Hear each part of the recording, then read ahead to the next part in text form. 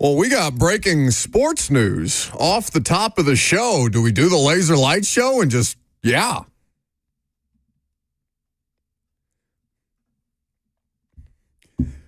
Myles Garrett is requesting a trade from the Cleveland Browns. He's put out a statement. It's been released to all the necessary NFL insiders. Good morning. Happy Monday to you. If you're just now jumping in, happy Super Bowl week. This is the statement. As a kid dreaming of the NFL, all I focused on was the ultimate goal of winning a Super Bowl.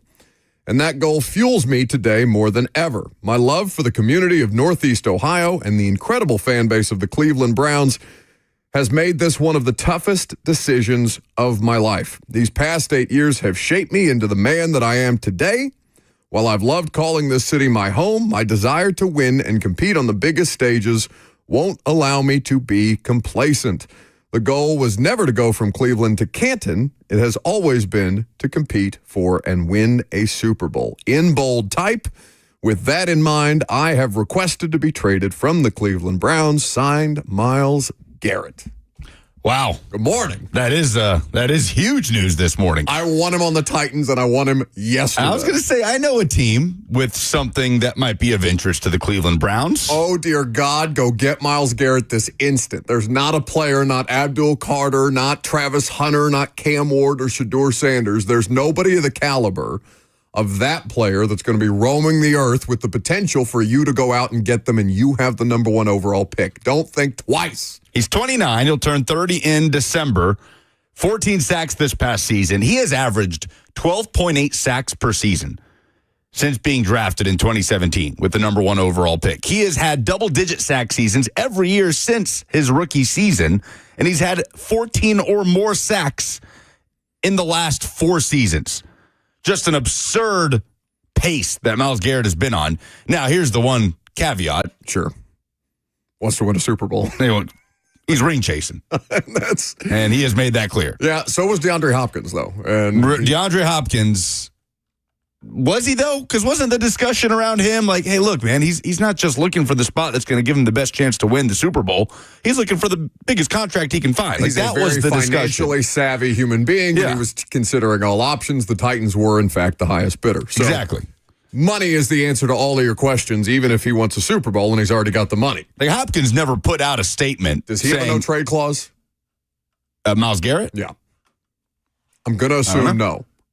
If he doesn't have a no-trade clause, maybe it's not a safe assumption for me to make.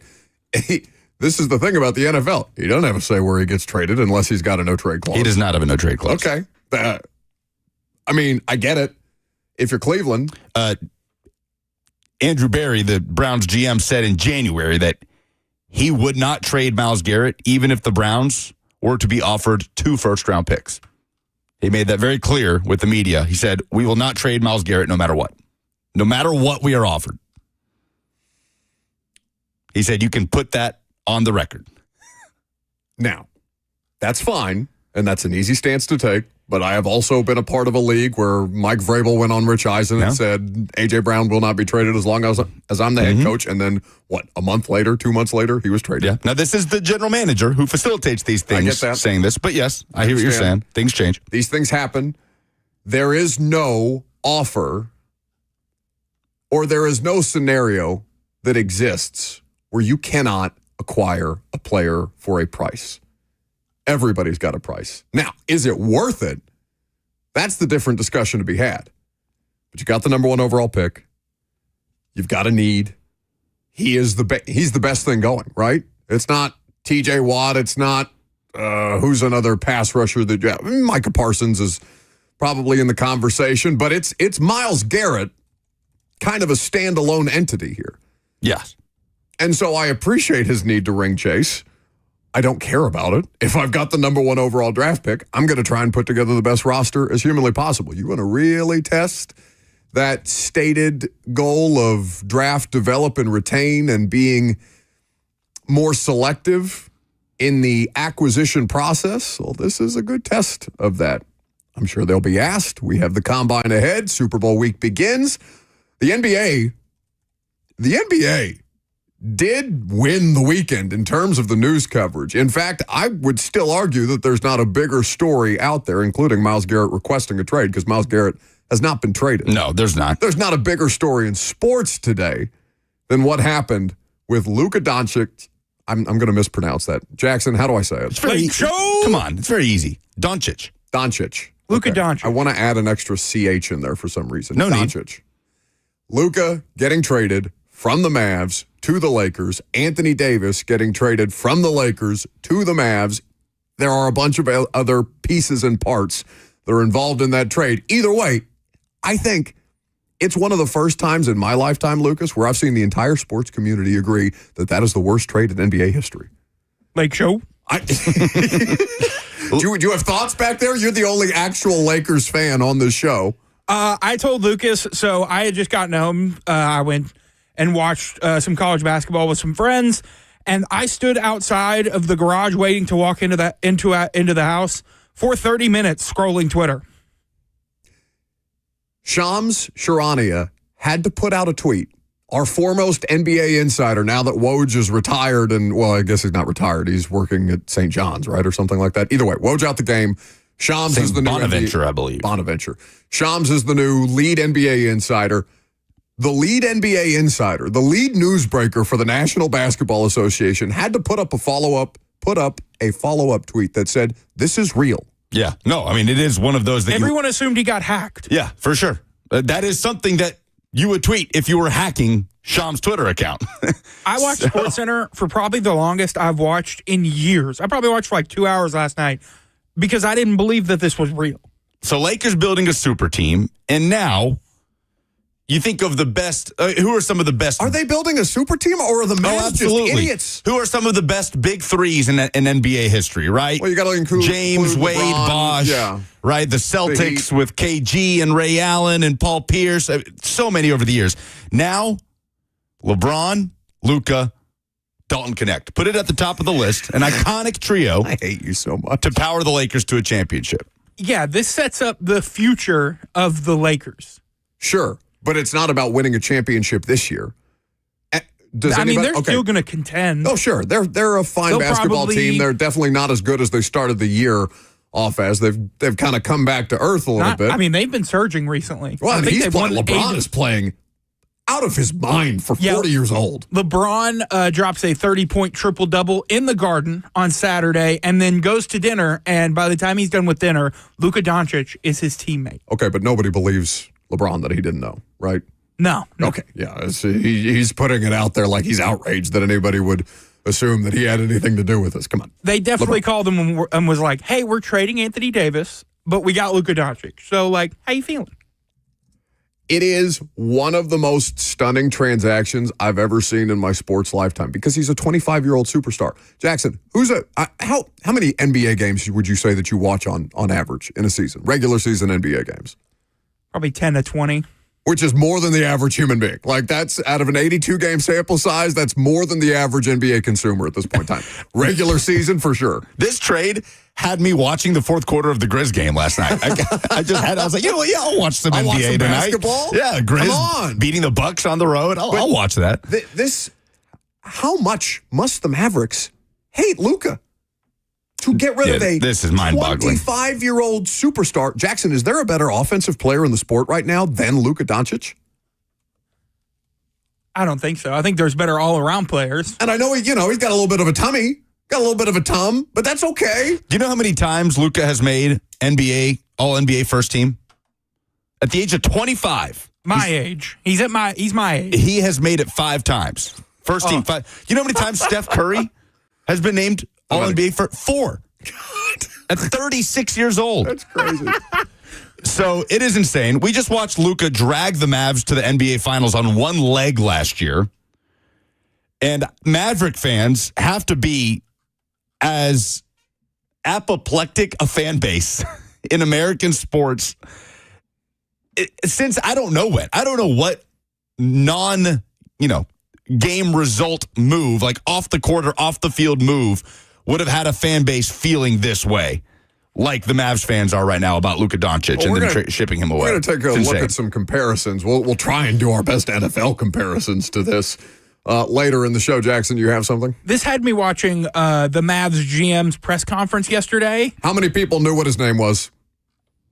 Before yesterday, how many people knew who the hell Nico Harrison was? How many people thought Mark Cuban was still running the Mavericks when he's since taken a backseat role? How many people learned the name Nico Harrison yesterday? When they were cursing it? Several. Many people. Yeah. So I was watching his press conference. And is the process of learning Nico Harrison's name only including that guy's an idiot? Yeah.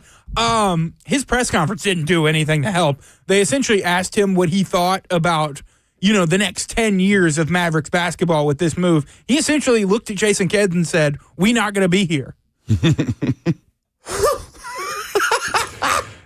I love that. The NBA grabs everything for a weekend. There's no NFL games on. Nobody's watching the Pro Bowl. Senior Bowl, easy. That Magic Johnson clip, I'm not going to be here. That was essentially the Mavericks GM during his press conference yesterday. The most insane answer he could have given. Is there any scenario in which this person is not an idiot?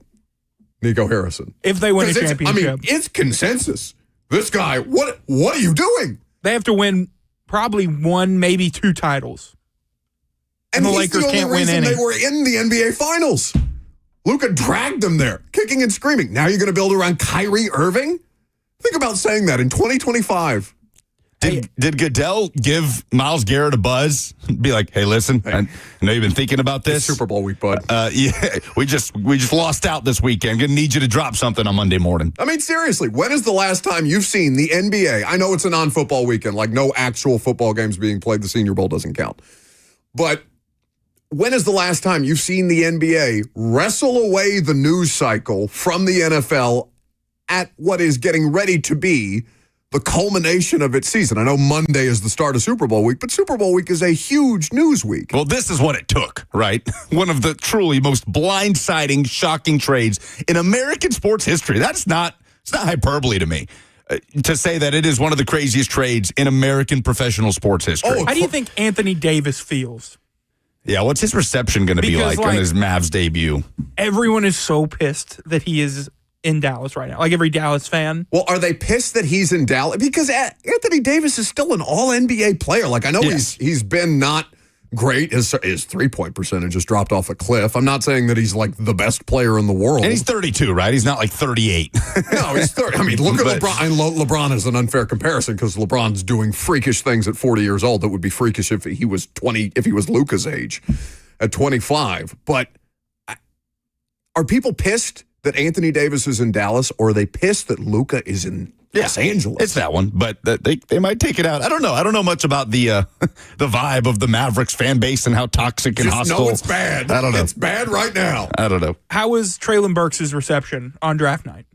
Oh. That's what Anthony Davis is getting. I don't think the trades are even a remote comparison. Yeah, but as soon as Burks got here, Titans fans wanted him to succeed, right? You know what? But there was still a percentage of Titans fans that were justifying it. Like, many people have swept that under the rug now that significant time has passed. But there were plenty of people being like, "Oh, he's a diva. Oh, sure, he's got bad knees or he's got injuries." Well, you needed to see the results play out, right? We saw the Vikings do it successfully. I don't know. In real time, it felt bad. Sure. And maybe that's easy for me to say after the fact, but I was like, "Oh no, don't do this. This is the you have never had a wide receiver since Derek Mason and Drew Bennett that looks anything remotely like this, and this is the most evolved form. It felt bad. Of that. You are nuts." And Burks was not the prospect that Justin Jefferson was coming out when the Vikings traded Diggs to draft Justin Jefferson. Not the same thing. But you needed to see the results play out to learn if it was truly a bad move or not. And yeah, it was. I guess we'll see if this is, but hard to imagine it won't be. Oh my God. Dane Bradshaw is going to join us coming up next. It's unfortunate for Dane. We just dropped him in the middle of all this news, but the Vols won a big game at home over the weekend. We'll talk about it with Dane coming up next.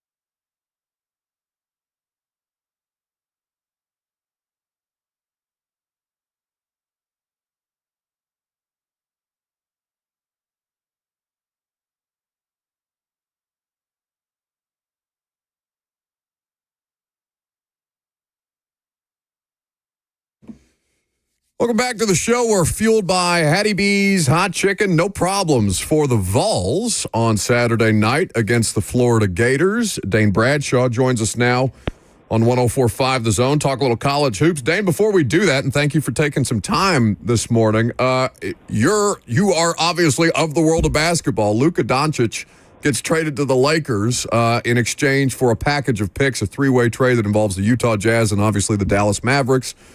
It's one of the most lopsided trades I think I've ever seen in any professional sport. I wonder what you thought of the caliber of player that Luka is going to a team like the Lakers, especially what the Mavs are giving up. Yeah, I was shocked like everybody. I don't follow the NBA day to day, and I'll defer to the experts and analysts at that level on if there is some sort of thing behind-the-scenes grandmaster plan from Dallas, but it doesn't appear to be that way. And my reaction, part of me thought with LeBron not involved, part of me wonders if they said, look, we're going to keep LeBron from being involved so that he can say he wasn't involved, because otherwise it creates friction between Anthony Davis and others. And like, hey, if I'm Lakers, like, this is a good deal for us. We don't need LeBron's blessing for this one. He'll be happy. Let's just keep this as quiet as possible so that he's not the bad guy or being accused of another coaching change or a trade, this or that. So really interested to see. And, the knock on Luke has been the conditioning and the defense and all that. I wonder if he uses that as a little bit of motivation to all of a sudden maybe have a little more sense of urgency in those couple categories as it comes to L.A. A little plausible deniability potentially for LeBron James. Dane Bradshaw here with us. Vols get it done. I know you enjoyed the sights and sounds of the, what are we calling it now? Food City Arena. Food City Center. Repeat City after me. Center. At Thompson Bowling Arena. At Thompson Bowling Arena. Are you used to it yet, Dane? 44, the final FCC score. at TBA, yeah, right. Yeah, there you go. That works. Rolls off the tongue real well. I'm still working on it. I'm not, it's not like I'm a professional broadcaster or anything, Dane, but one day I'll get it right. Anyway, Vols bounce back, big way. They're coming off back-to-back losses, and certainly the 45 attempts from three that cost them the game against Kentucky were not present in this particular matchup. How surprised were you by the way that Tennessee went about winning this game, or were you more surprised by the fact that Florida couldn't seem to find any offense whatsoever?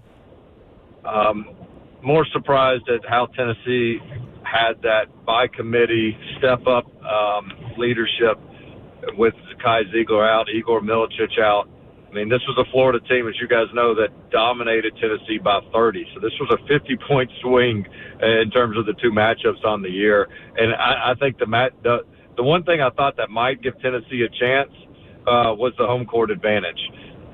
Because on a neutral court, I just feel like the matchup was bad for Tennessee. I think Florida has better guards all around offensively. They've got two big bigs that have size on Tennessee, but I underestimated Tennessee's lockdown defense. I mean, Florida could not run anything. If you try any dribble penetration on Tennessee, good luck. Whereas a team like Kentucky that runs a lot of 5-out stuff with slips and ball screens and all this other action, I think that's how you try to get Tennessee in rotation. But if you're going to do dribble handoffs with your 5 men and just try to dribble penetrate, especially when you give Tennessee a second chance at revenge, given what happened in Gainesville, maybe underestimate. Because, the home crowd was huge in the second half, but there wasn't a whole lot to cheer about in the first half. This was a very ugly offensive slugfest in the first half, but their defense was just so elite that it bought them enough time to where once they did hit a couple shots in a row, the roof blew off in the Food City Center, and from that point on, Florida was doomed. Dane Bradshaw, SEC Network analyst, here with us on 104.5 The Zone, talking about the Vols win over the then number 5 Florida team. We'll see where they fall in this morning's rankings. Dane, it felt like Tennessee was playing as freely as we've seen them play all year. That sequence where Meshack saving the ball from going out, and then obviously you have Bishop Boswell flinging it back to Cade Phillips and the two-handed dunk. Like that was some Harlem Globetrotter stuff that we haven't seen Tennessee do all season. Coming into the game, shorthanded, like you said, only 7 guys available. Do you think that does anything to the psyche of a player to just kind of play free and with this, not reckless abandon, but understanding you're not going to get pulled for a mistake. Not that that's something Tennessee's doing much anyway, because they're not terribly deep, but I just wonder if the shorthanded nature of what they had available to them maybe leaned into the way they ended up playing for 40 minutes. Yeah, I think that could certainly be a fair takeaway. I think this Tennessee team is still going to have some of these offensive droughts that make you scratch your head a little bit. But I think you could certainly argue this may have been a blessing in disguise because it allowed the team offensively to not just defer to Zakai Ziegler and say, go make a play. They'll try to run some offense, then they get it back to Zakai, and everybody kind of stands and waits for him to try to penetrate. And what other teams are doing is saying, hey, when he drives, stay glued to your man. Don't help off. Let's see if he can beat us one-on-one. And even if he makes a couple, let's see if he can do it all game long and prevent him from being a distributor. And now the ball did not stick as much. It was moving a little bit better, obviously, especially in the second half. They got some confidence. Chad Lanier hitting some shots.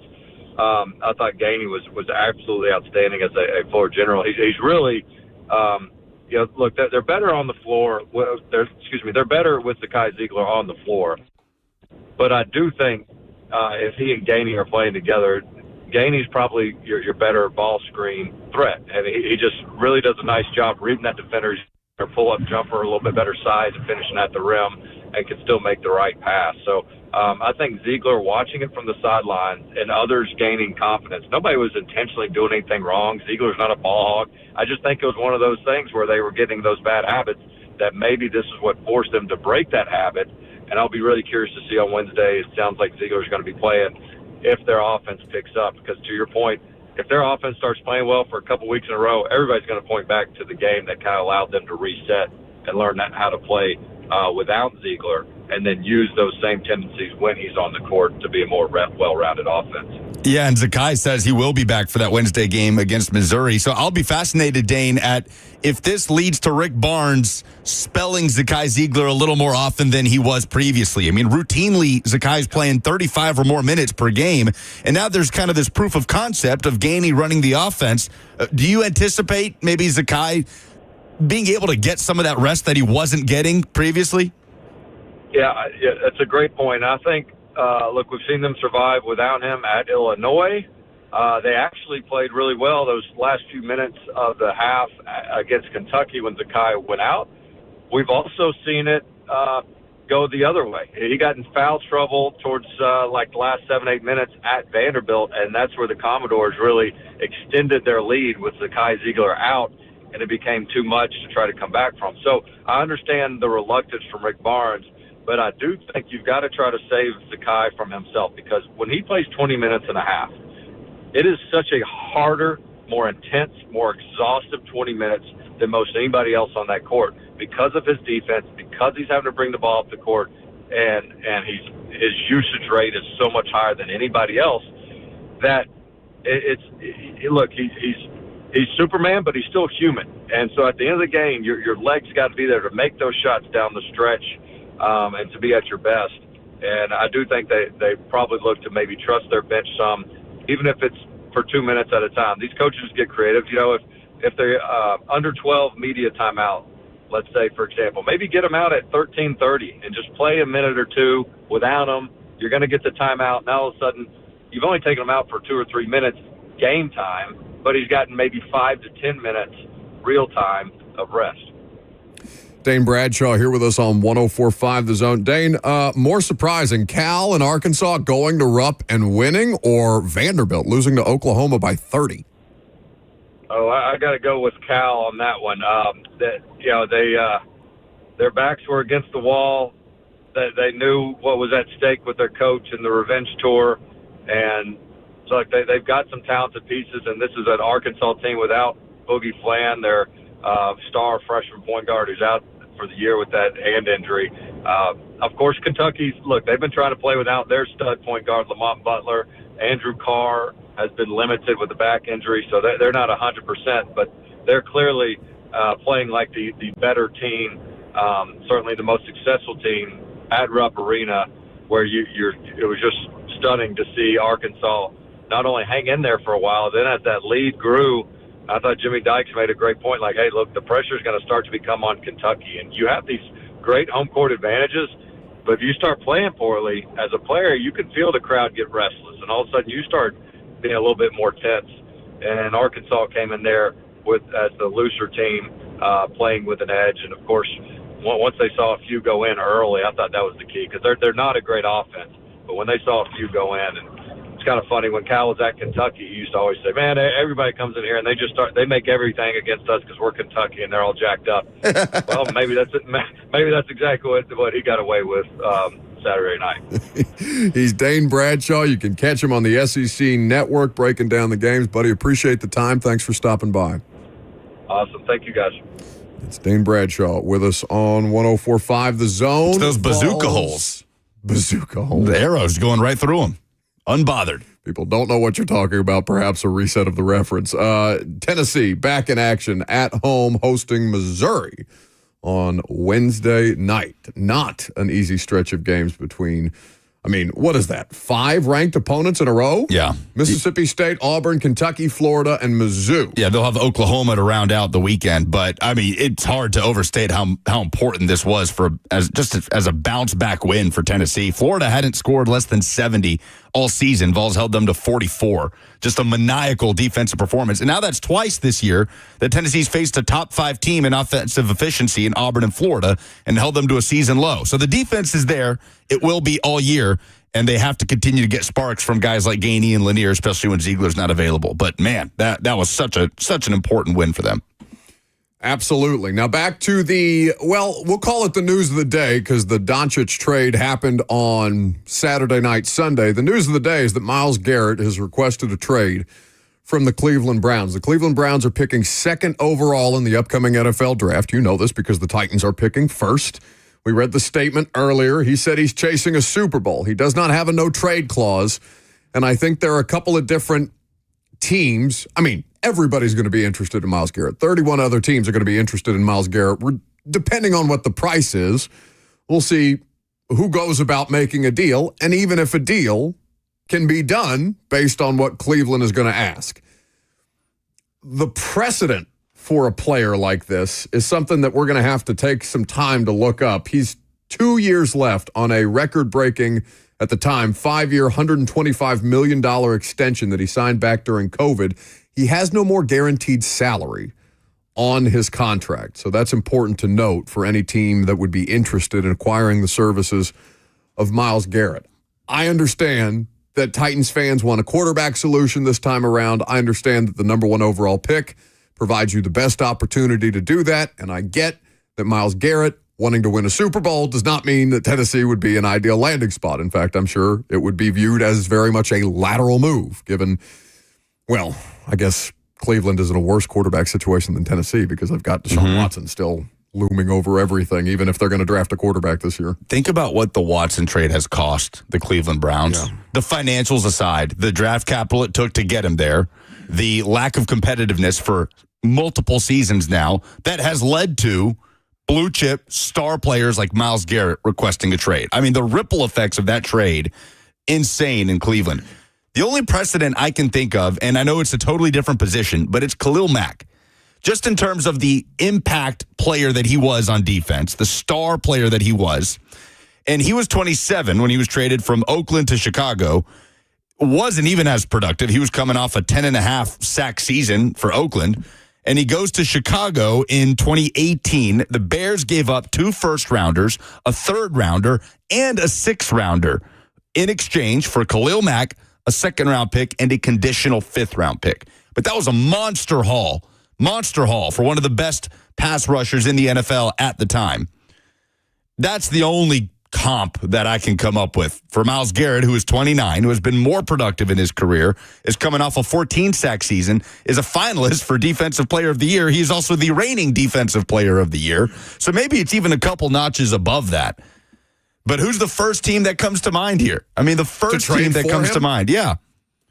That would have the capital to do it, that has the need, and that has the Super Bowl aspirations to boot, which Myles Garrett, clearly that's important to him. The first team, before you got to the Super Bowl aspirations, the first team that came to mind to me is the Patriots. Because the Patriots have a top, 3 draft pick? They're dying for Abdul Carter to fall to them because they have the quarterback already in place. They've got the most cap space in football. You don't think Vrabel's going to try and make a push there for Myles Garrett? See, I thought of a team more of the Buffalo Bills ilk that are just right there in the middle of that window. But they don't need, everybody could use Everybody needs a Myles Garrett. Everybody could use a Myles Garrett. You're right. Everybody could use a Myles Garrett. The thing, though, that Buffalo has to balance, though, is Josh Allen needs more help on that side of the football. Yes. Now, unless you're going to do what the Chiefs have successfully done, the Chiefs have built a football team that has sustainability for a variety of different reasons. One, they have the most talented quarterback any of us have ever seen. Two, they've got an unholy amount of defensive talent that they've been able to replenish throughout the course of the past couple of years while having Patrick Mahomes on what is a very cost-effective deal when you consider what Mahomes signed for. He gave them a ton of flexibility when he signed that 10-year contract. What was that? Was that pre-COVID?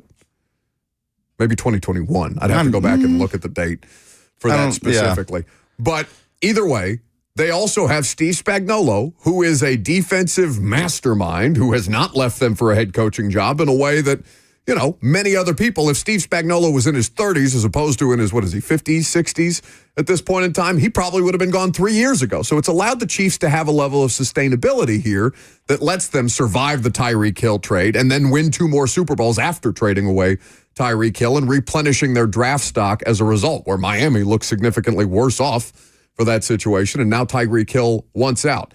If you're a team like Buffalo, do you say, okay, Josh, we've got to put the onus on you. We're going to give you as good a run game as humanly possible. You've got a really good offensive line group, and we're going to try and make it hurt a little less for you, that the best thing offensively we're going to give you is Amari Cooper. Maybe Keon Coleman turns into something of greater consequence. Too early to say. He's coming off I'd call it a successful rookie season.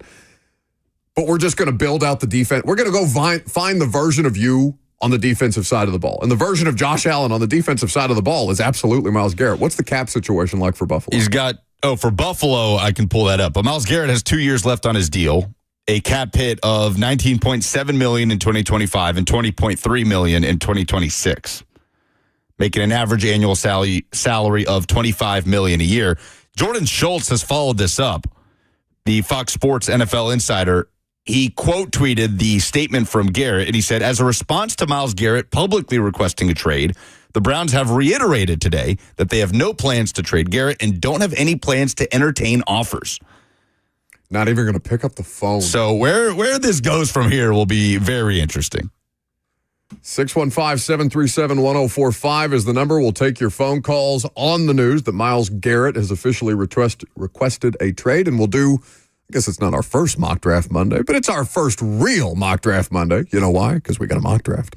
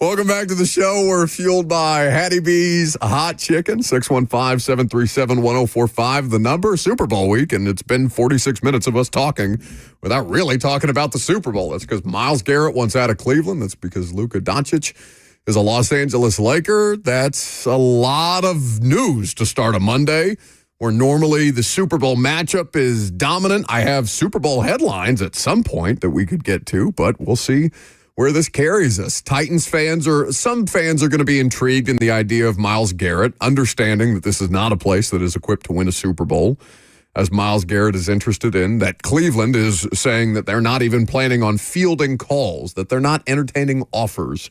So if you want to get in the game with the Browns, you're going to have to make them. What's the biggest package for an individual player that we've seen? Is it Russ?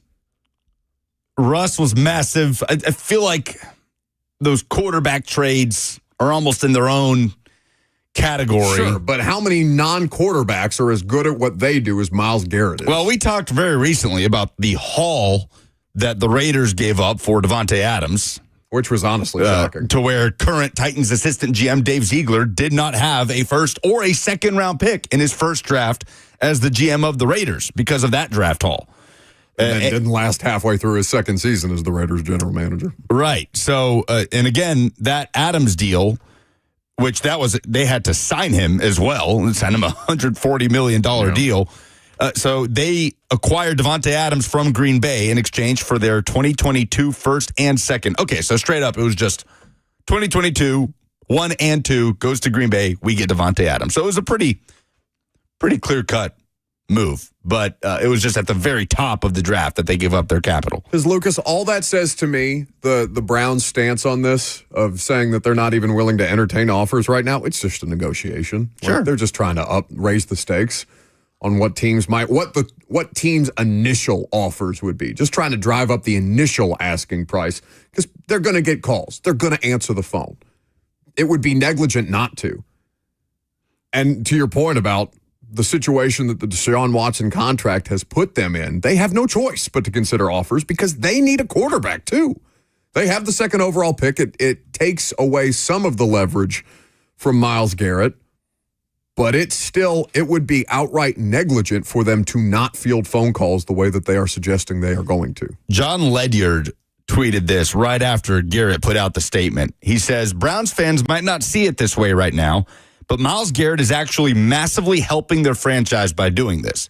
They weren't going to be competitive in the rest of his prime, and trading him can net them tons of assets to be really competitive when he's declining, which is fair. What is the path? And the Browns don't have a decimated roster is the thing. That's why the Deshaun Watson. It's not the roster that beat the holy hell out of the Titans 2 years ago, not at all. 27-3. It's dropped off defensively. I mean, Zadarius Smith is not there. If Myles Garrett goes, they're talking about 2 pass rushers that they need. It's not as good a roster as you might think it is. I get Ledyard's point there, but I mean, the Browns are hitting on a first-round pick at quarterback and him having a nice rookie season away from being competitive enough to go to the playoffs in terms of their overall roster build. You say that as if it's a given in that division. I mean, the Bengals. No, you're right. Joe Burrow's putting up historic numbers at the quarterback spot, and can't get. What were they, even 500 this year? They were under 500, weren't they? Yeah, it was I think they ended up 9-8 actually. I need to go double check. A particularly tough division for sure. So it's not quite as shoulder shrug as I think you just made it there, as far as hitting on the rookie quarterback.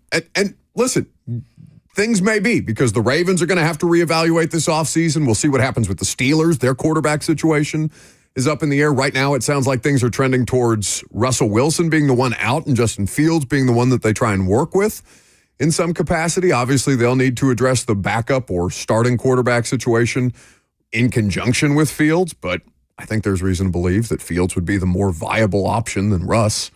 You would think so. Just ended up having a better. I know starting quarterback win-loss records are a flawed way to assign it, but Fields had a better record than Russell Wilson. And Russ struggled when the strength of schedule really picked up. I mean, they finished with, a 5-6 game losing skid when their schedule was stacked with divisional opponents. Obviously, the playoff game didn't go well.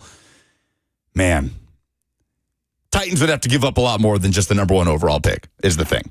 Oh yeah, you're talking about future firsts in all likelihood. Right, which runs very, very counter, again, to what their entire mantra is right now of draft, develop, retain, 30 draft picks in the next 3 years. Okay, Lucas, but what did we just get finished last week discussing? The idea of generational talent. That's a proven generational NFL player. You have to consider it. You have to have a scenario in place to where you are prepared if you decide to pull the trigger that you have you at least have an offer. Whether or not it's a realistic offer or not, you at least have to have an offer to be in the conversation around Myles Garrett if you are in the business of acquiring generational talent. He is one. Proven, bona fide at the NFL level, not a generational prospect, not a guy that's a gamble. I know he's 29, so he's not necessarily still ascending as a player. He's been excellent. It would be hard for him to continue to get better. But if you put him on a line with Jeff and Sweat, you're talking about one of the best defensive line groups in the sport right out of the gate. Oh, for sure. And Myles Garrett will continue to be a dominant player for the next couple of years, right? I don't think anybody anticipates this steep drop-off from Myles Garrett when he hits the age of 30. I mean, the dude is an absolute freak of nature. He's an alien. Brent, and again, if you get him help, if he goes to a legit team, it could extend his career by 5 or 6 years. The question is how, obviously, if the Browns end up, entertaining offers, how much would they weigh doing right by Myles Garrett versus the haul that they get?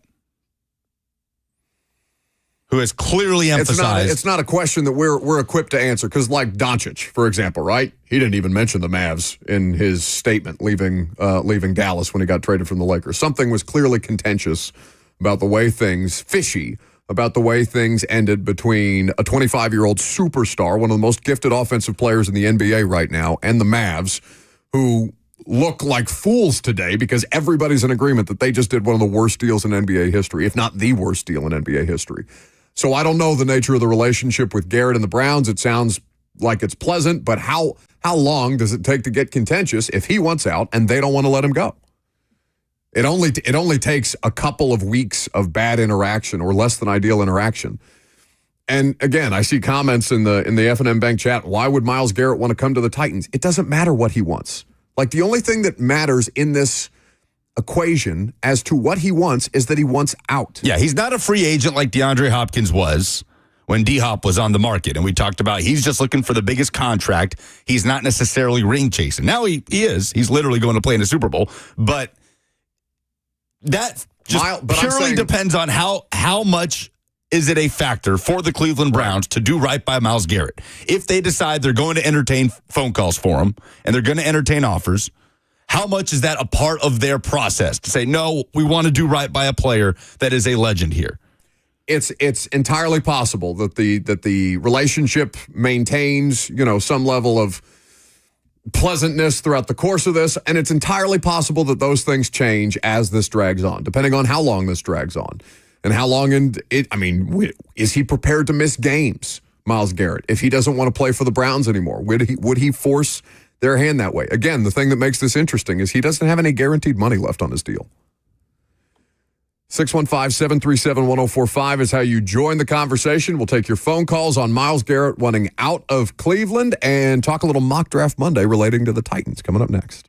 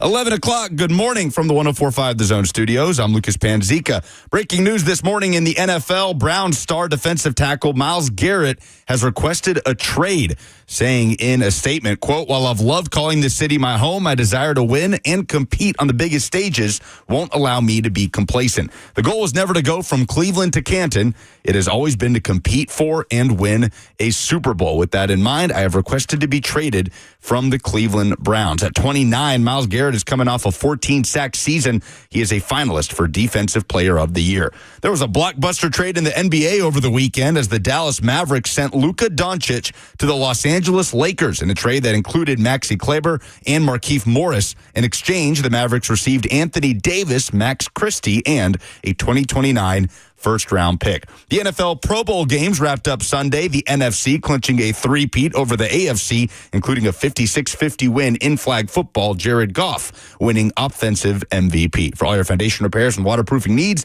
visit USSTN.com. Breaking news at once on your home for the Titans and Vols. This is 104.5 The Zone.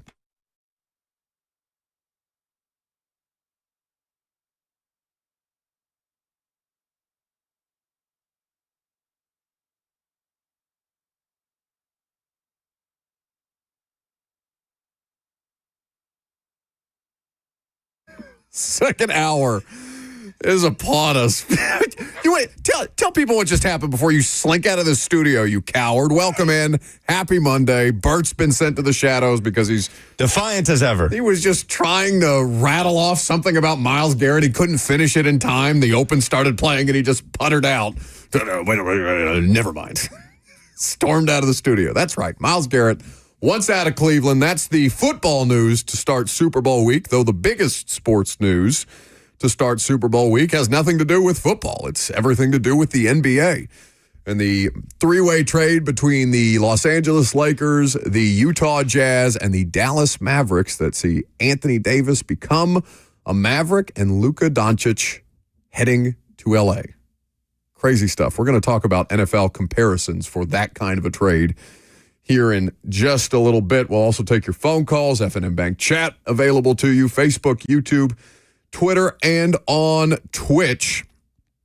With everything that's going on right now, and given that I have expressed some level of interest and that most teams in the NFL will express some level of interest in acquiring Myles Garrett from the Cleveland Browns, even if they're currently taking the position of they're not even entertaining offers, let's have a bit of a Mock Draft Monday conversation. The first real Mock Draft Monday conversation that I think we can have, or that we have had. Senior Bowl concluded. I'm assuming Lucas went to New York this weekend. I'm assuming Jackson didn't watch any of the Senior Bowl game. No. Okay. Lucas, if you watched any of the Senior Bowl game whilst spending a week with your fiance in New York, I'm going to be very upset with you. No, yeah, it was contentious enough that we made our way to a Tennessee bar to watch the Tennessee basketball game. Well, because famously, Megan, an Alabama alum. Well, she felt slightly bamboozled because it was like, we're going to this cool bar. It's right next to Times Square. We're going to meet up with, our old college buddy. You didn't tell her it was because there's a basketball game? It just so happens to be the official Tennessee bar in New York City, and there's a game on. Oh, wow. It's amazing how things come together. That's excellent. It worked out beautifully. Either way, we are through the Senior Bowl, so it begins the second wave of the scouting process because the next major event is the NFL Combine at the end of the month. By the way, show's going to be up there. I'm taking Kirby to Indianapolis with me again. We'll brave the streets of downtown Indy for a week as we get you all kinds of good insights and information. Lucas and Jackson are going to stay home because Lucas is disgusted by the Combine, more disgusted by the people at the Combine, I think, than the actual Combine itself. Didn't you tell me you'd rather go to Senior Bowl? Yeah, because there's football happening at Senior Bowl. They have pads on and helmets, and they're doing things. That's true. And not being poked and prodded with, 10-foot poles.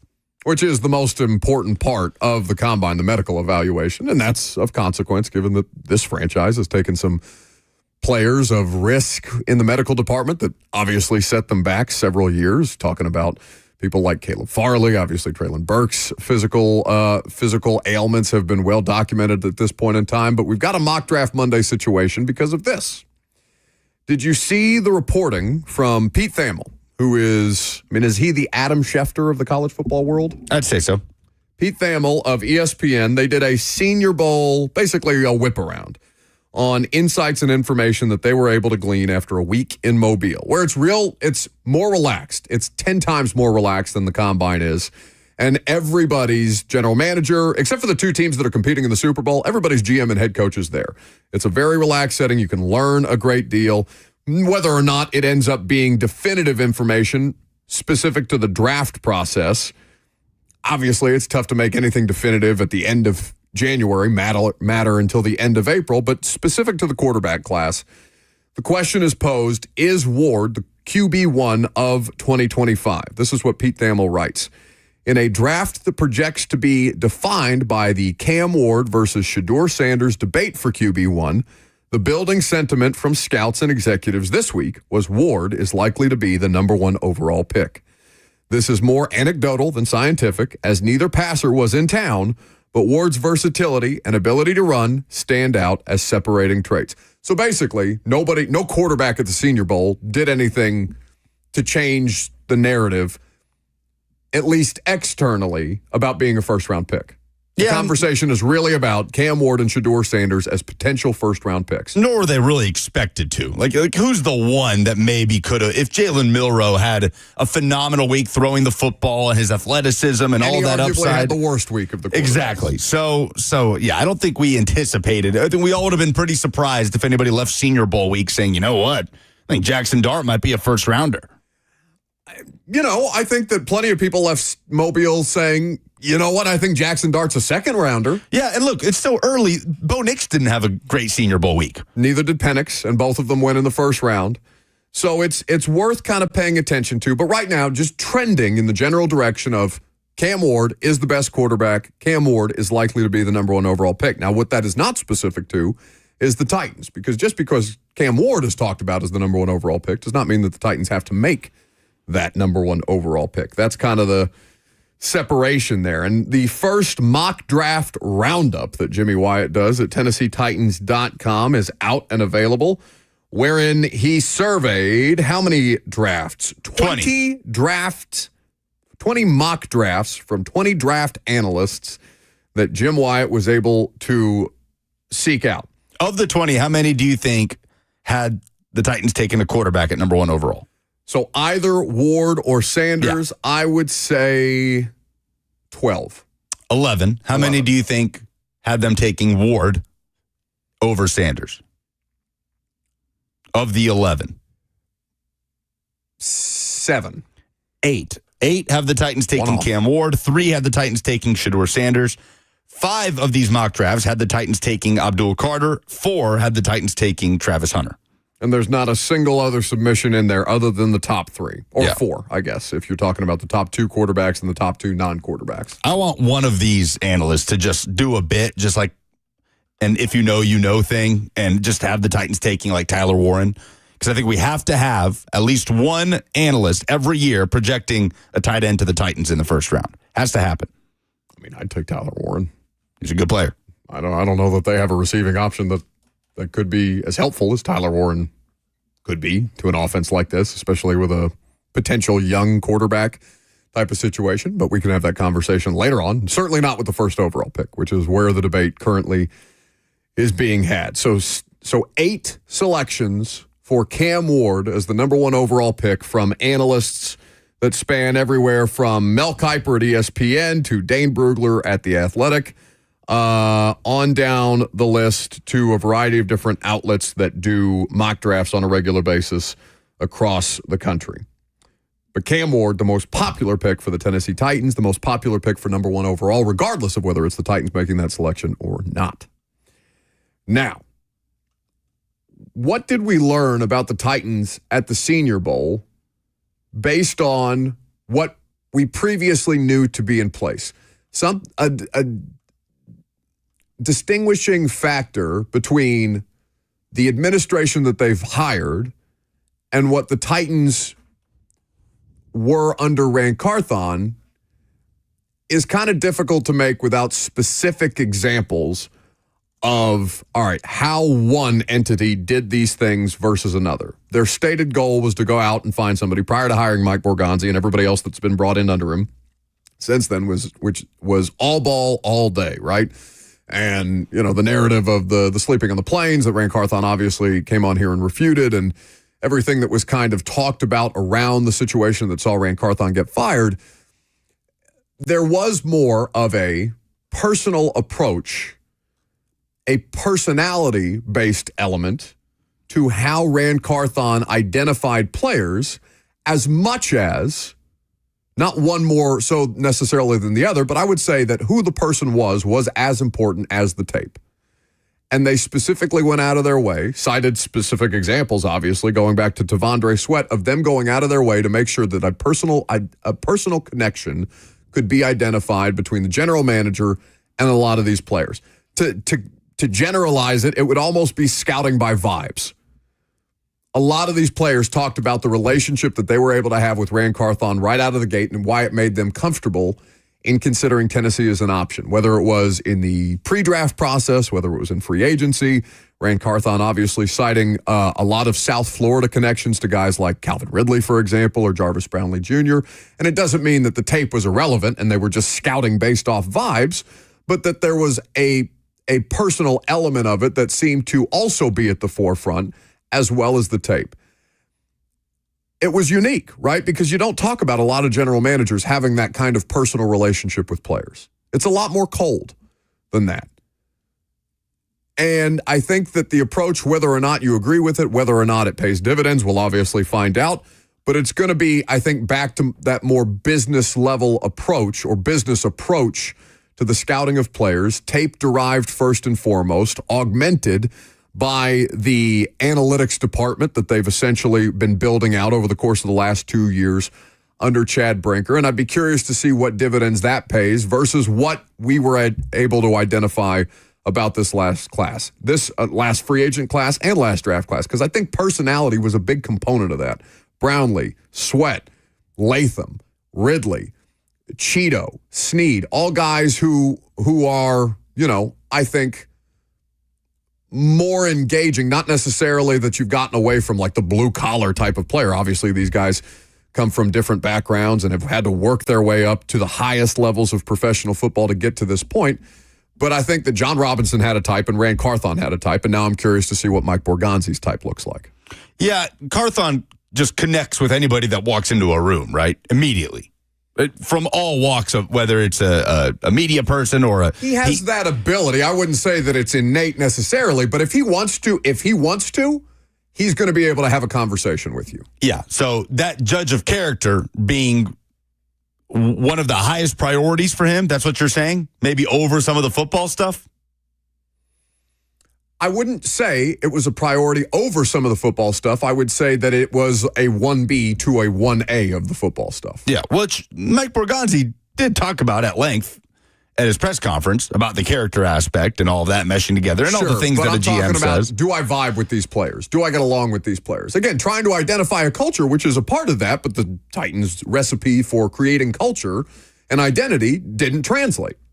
I mean, I know we made the phrase or the catchphrase that carried the offseason last year was let Rand cook. Well, identifying ingredients is one thing. Understanding whether or not the recipe is correct is another. And the recipe wasn't correct for last year's iteration of this football team. And obviously the Will Levis thing, I think, helped sour whatever they were trying to cook. So we'll see how it goes under Mike Borgonzi. We can get into some more specifics about that later in the week. You can hear from Brian Callahan and Mike Borgonzi from the Senior Bowl. A couple of clips that I think are pretty key to note. But let's get to your phone calls in the meantime. 615-737-1045 is how you get in. Let's start with Alex. Hey, first off, Myles Garrett is a walking gold jacket if he retires tomorrow. They often say one player doesn't transform a side of the ball or a team. That's correct. He's the exception to that rule. If you have a chance to put him on that defense, on this specific defense with the players intact, I think you do it because it transforms the defense, especially in that division. Now, my question for you, Buck, is with this specific team, this specific Titans team, if it takes the number one pick in the draft off the table, would you entertain in a trade taking on Deshaun Watson's contract with the thought of immediately cutting him if that gets the deal done for less draft capital? Thanks for the call. Jackson brought that up earlier. The Deshaun Watson salary dump for Myles Garrett, essentially getting both contracts for the number 1 overall pick and, additional picks. But to kind of offset Cleveland's leverage, hey, we'll take this quarterback off your books because Titans haven't needed a quarterback. We'll take that $72.9 million cap hit in 2025. Why don't we talk about that coming up next? Because I do think it's interesting, even if it's not necessarily viable. I'm Buck Rising. It's 104.5 The Zone.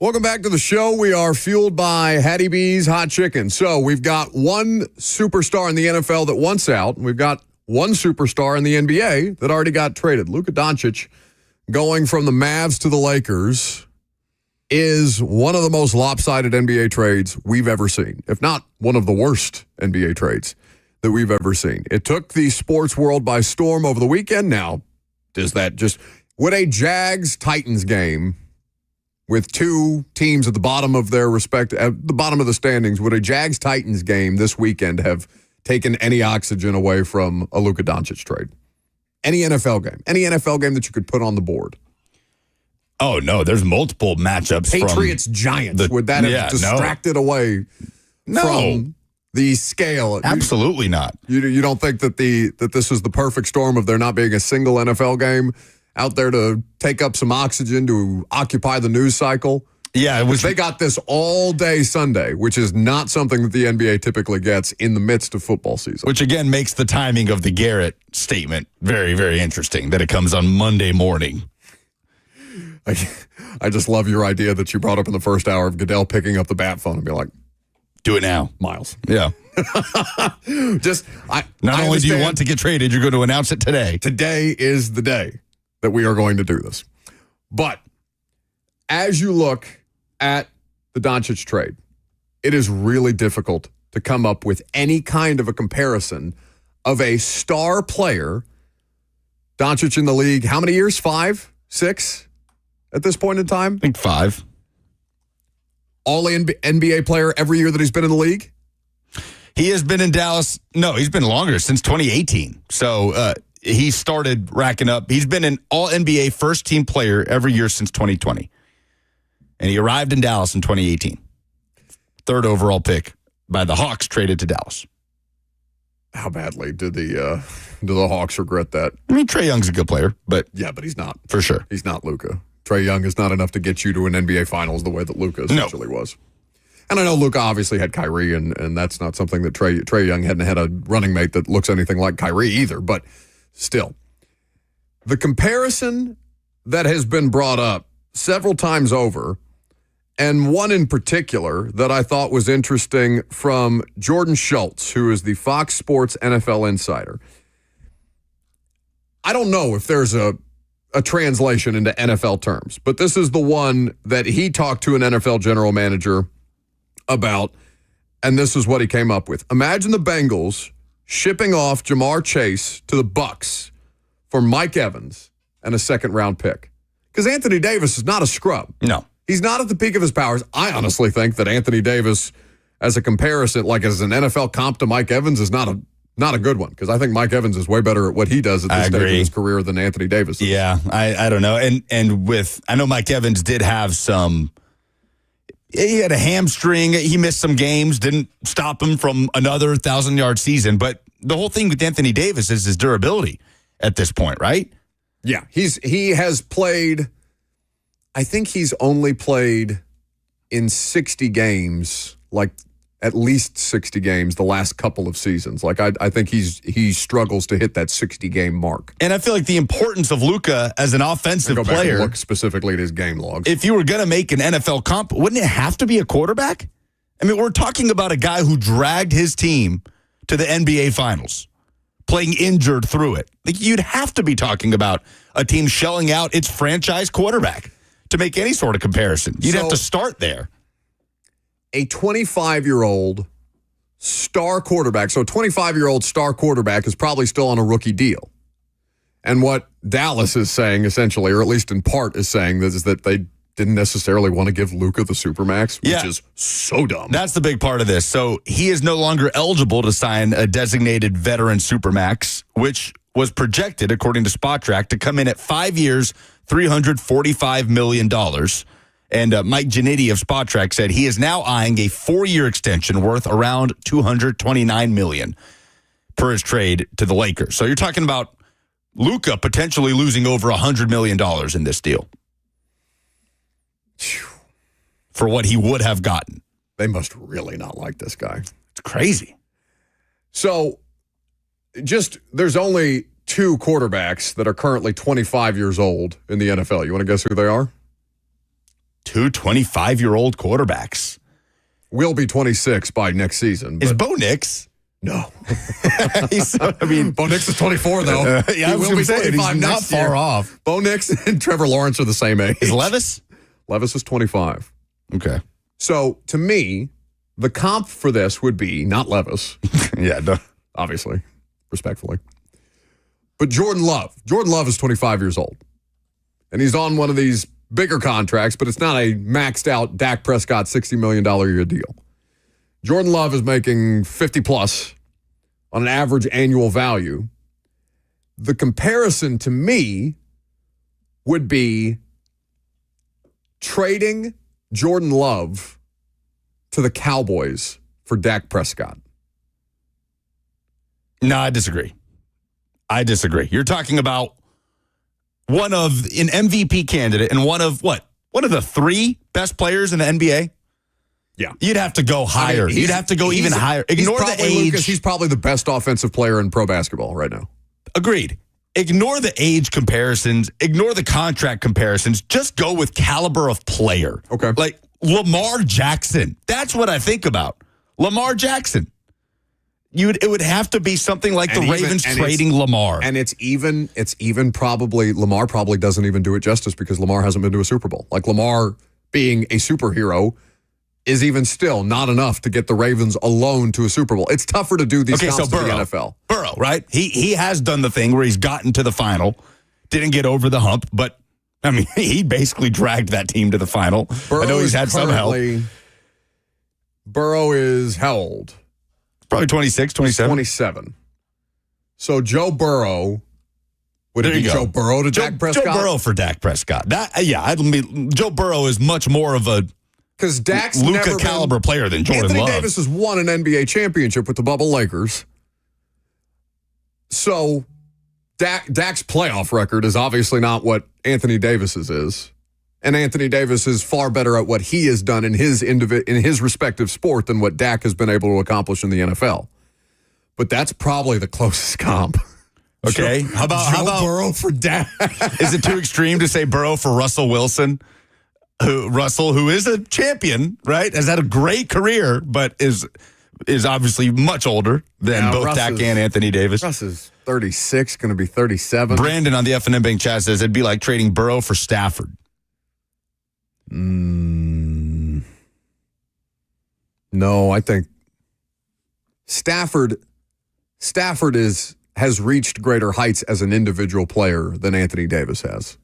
And Stafford is also infinitely more available than Anthony Davis is. And lost in this is the draft pick, the 2029 first-round pick. Yeah. 4 years from now. And the first-round draft picks. Like, the NBA is so convoluted with these trades. I'm still trying to figure out why the Utah Jazz were anywhere near this other than to help facilitate the trade. Yeah, we need Brian Windhorst to explain this ASAP. Probably already has multiple times. He has, absolutely. He, with two fingers pointed up in the air. Maybe, maybe, something to think about here. And says, can we consider it's not a QB to QB trade because this is a guard for a center? Yeah. So what would that be? So you'd be looking for a less valuable position? And Anthony Davis is Anthony Davis isn't real. He's never been, I guess the center has evolved. Yes. A great deal. But Anthony Davis is no longer he's probably better off playing a more traditional center at this point in his career because his three-point shooting is, it's like in the 20s. Okay, so maybe Joe Burrow for Mike Evans. You laugh. That's probably closer. Yeah, it's crazy. Based on the value, it's probably closer. Joe Burrow for Mike Evans, a very, very good player at his position, which is a position of much lesser value. A Pro Bowl player. Yes. A previously All-Pro player. Imagine. It's like, Joe Burrow. You know what we thought we needed? We needed another receiver. Ann is trying to make it as like Burrow for Jeff Simmons. I don't think it's that. We'll get Mike Evans in here, partner him up with Jamar Chase. Somebody else can pay T. Higgins and Jake Browning. Come on down. I think that it is because Schultz did the thing that we're trying to do, which is make it a position to position comparison. When they're not the same players, they're not the same position players with Luka and Anthony Davis. Man. It is consensus. One of the worst NBA trades of all time. Jackson, you are our most educated NBA fan on the show. I like basketball, but I'd be lying to you. Like, I'll watch a Grizzlies game. I didn't watch the Grizzlies game last night. I watched the Grizzlies game from 2 nights ago. I had it on DVR. I watched them play the Houston Rockets. And I'll watch games on DVR, and I'll see what Ja's doing, because Ja's the biggest superstar that we have in the state of Tennessee right now by a pretty wide margin, I'd say, certainly in pro sports. But as far as how this trade is being talked about, is there anybody that's making the case for the Mavericks did something right here? Kendrick Perkins. Oh. What did Perk say? Who famously picked the Titans to win the Super Bowl a couple years ago? What was that? Known ball knower Kendrick Perkins. Yeah, we wanted him as our weekly Titans correspondent. That was when the Titans were the 1 seed, though, right? I think that was the year after. That was after the Julio trade. Yeah, Kendrick Perkins picked them to go to the Super Bowl. He tweeted over the weekend, Dallas won in this trade. AD and Kyrie are going to be special. Plus, they didn't have to give up Lively, Gafford, or PJ Washington. God bless America. Finishing the statement with God bless America. That's how he signs off all of his tweets. Is it? I don't know. I don't see it on any other ones. That's so Charles great. Barkley also, I saw, Jael points out, Charles Barkley was also making the case last night. Okay. It's just very short-sighted. If you look at it from that angle, it's just extremely short-sighted. Because you're going to get 4 years of prime Kyrie and AD together, max. And Luka, they're not even in their prime. Kyrie and Ant are close to the same age, aren't they? Yes. Anthony Davis is not in his prime. No.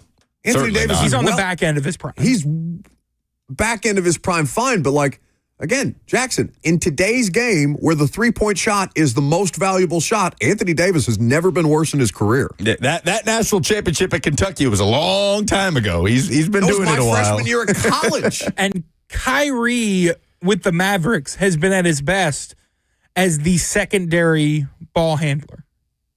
Yeah, now that's going to have to be Kyrie. Yes, he's going to have to be the one rather than what he's been more the secondary option. Man. Like, the De'Aaron Fox trade is interesting because De'Aaron Fox working with, that is the kind of fit of two prime players, or one player ascending into his prime and one player currently in his prime. De'Aaron Fox going from the Kings to the Spurs to play with Wembanyama is a fascinating mix. If Dallas had that kind of a scenario that they were trading players back and forth with, then it would make more sense. Not whatever the hell that they're doing. And the idea that the general manager is talking about not wanting to, or at least skirting the idea of not wanting to pay this player the supermax. And again, contentiousness having to do with his conditioning. Okay, that's fine. Like, maybe you as a player and the organization just don't vibe, and the both of them will end up benefiting in the long term. But it's incumbent upon the organization to make this work. What is this? There's nobody in the sport like Luka. What does this mean for Dalton Connect? I'm dead serious asking that question. Like, does he? Jackson's not paying attention. Does this give him a back seat by any stretch? I mean, he has not been lighting it up for the Lakers. He has the 124-point performance against the Sixers the other day, and otherwise, he had not scored 20-plus points in a game since December, or since November, excuse me, averaging 9.3 points per game. Apparently, the Lakers are the only call that the Mavs made. Yeah, that is probably the most egregious part of this, is that there was no shopping. Yeah, you could have gotten a higher price for Luka Doncic. The quotes coming out of here, there's Tim Bontemps, who's a senior NBA writer for ESPN.com, went around talking to a bunch of executives, assistant coaches, agents about this. It's being described as the NBA's version of The Big Short. Did you ever see that movie? Yeah. Or read that book? Great movie. It is one of the most ridiculous trades that we've ever seen, to the point where the quotes are coming out of here. What the F is happening, said an assistant coach. Quote, I feel like I'm dreaming, said an agent. Quote, the confusion around the league is quite high, said an anonymous executive to Tim Bontemps at ESPN.com. I have no idea how this is going to play out for Dallas. I really don't know how this is going to play out for the Lakers because I think there's some redundancies between. I mean, maybe is this to make Luka the top option? Because LeBron's been doing a lot of heavy lifting, and they have some redundancies. Like, would LeBron be willing to relegate himself to more of a, I'm not going to say a bench role outright, but to ease LeBron's usage to try and make him more viable at 40 years old? Because they do a lot of the same things. Obviously, Luka doing it at a much higher level offensively. Neither of them play defense, but that doesn't matter during the regular season. I mean, that's why I asked about the connecting, like not even tongue-in-cheek. How much did the Lakers anticipate Dalton Connect being a consistent scoring option for them? Has he fallen short of that, or is he kind of right where they thought he would be? Like, I'm legitimately curious. I would love to ask somebody in LA that covers the Lakers that, doesn't know anything about Connect in his time at Tennessee, that just covers the NBA, legitimately what the expectation was for him coming in and how he's stacked up and relative to that. Yeah, I couldn't necessarily answer that question. I think the thing that people are trying to figure out first and foremost is Luka, LeBron, and Austin Reeves, and kind of how that works from a minutes distribution standpoint, from a usage rate standpoint. I think Austin Reeves could be next. To be traded? Yes. They need a rim protector. Desperately. Has the NBA trade deadline ever been around Super Bowl week? It's crazy. It's in 2 weeks. The trade deadline is in 2 weeks? Yes.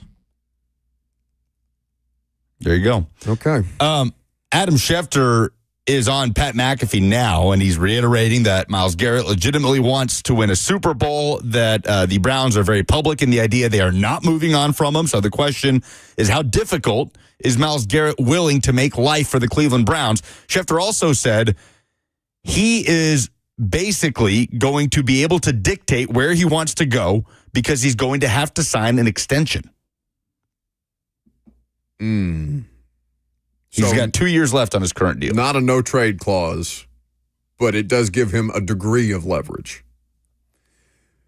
Well, we can revisit the Myles Garrett thing later on in the show. We're also going to talk about a comparison that Brian Callahan made between Shedeur Sanders and Joe Burrow. But coming up next, Ohio State won the national championship, but now has lost both of their coordinators. We'll get into that. I'm Buck Rising. It's 104.5 The Zone.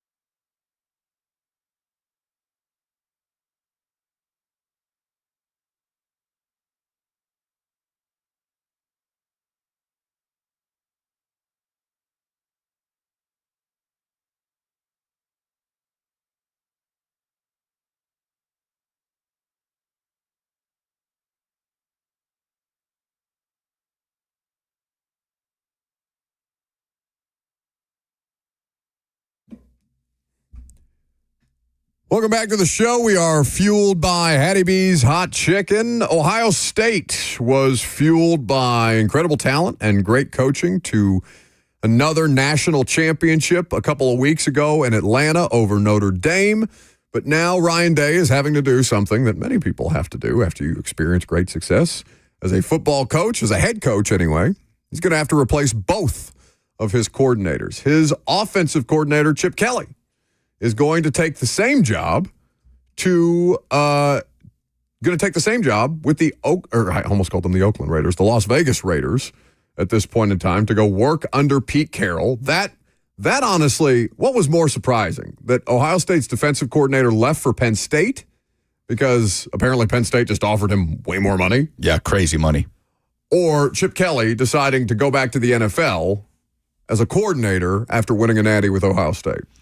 Ooh, more surprising to you from a college football, like let's look at it from the college football. More surprising standpoint. Penn State just poaching Ohio State's defensive coordinator and straight up outbidding them. Chris Ash? No, that's Jim Knowles is the defensive coordinator. Got it. Now at Penn State.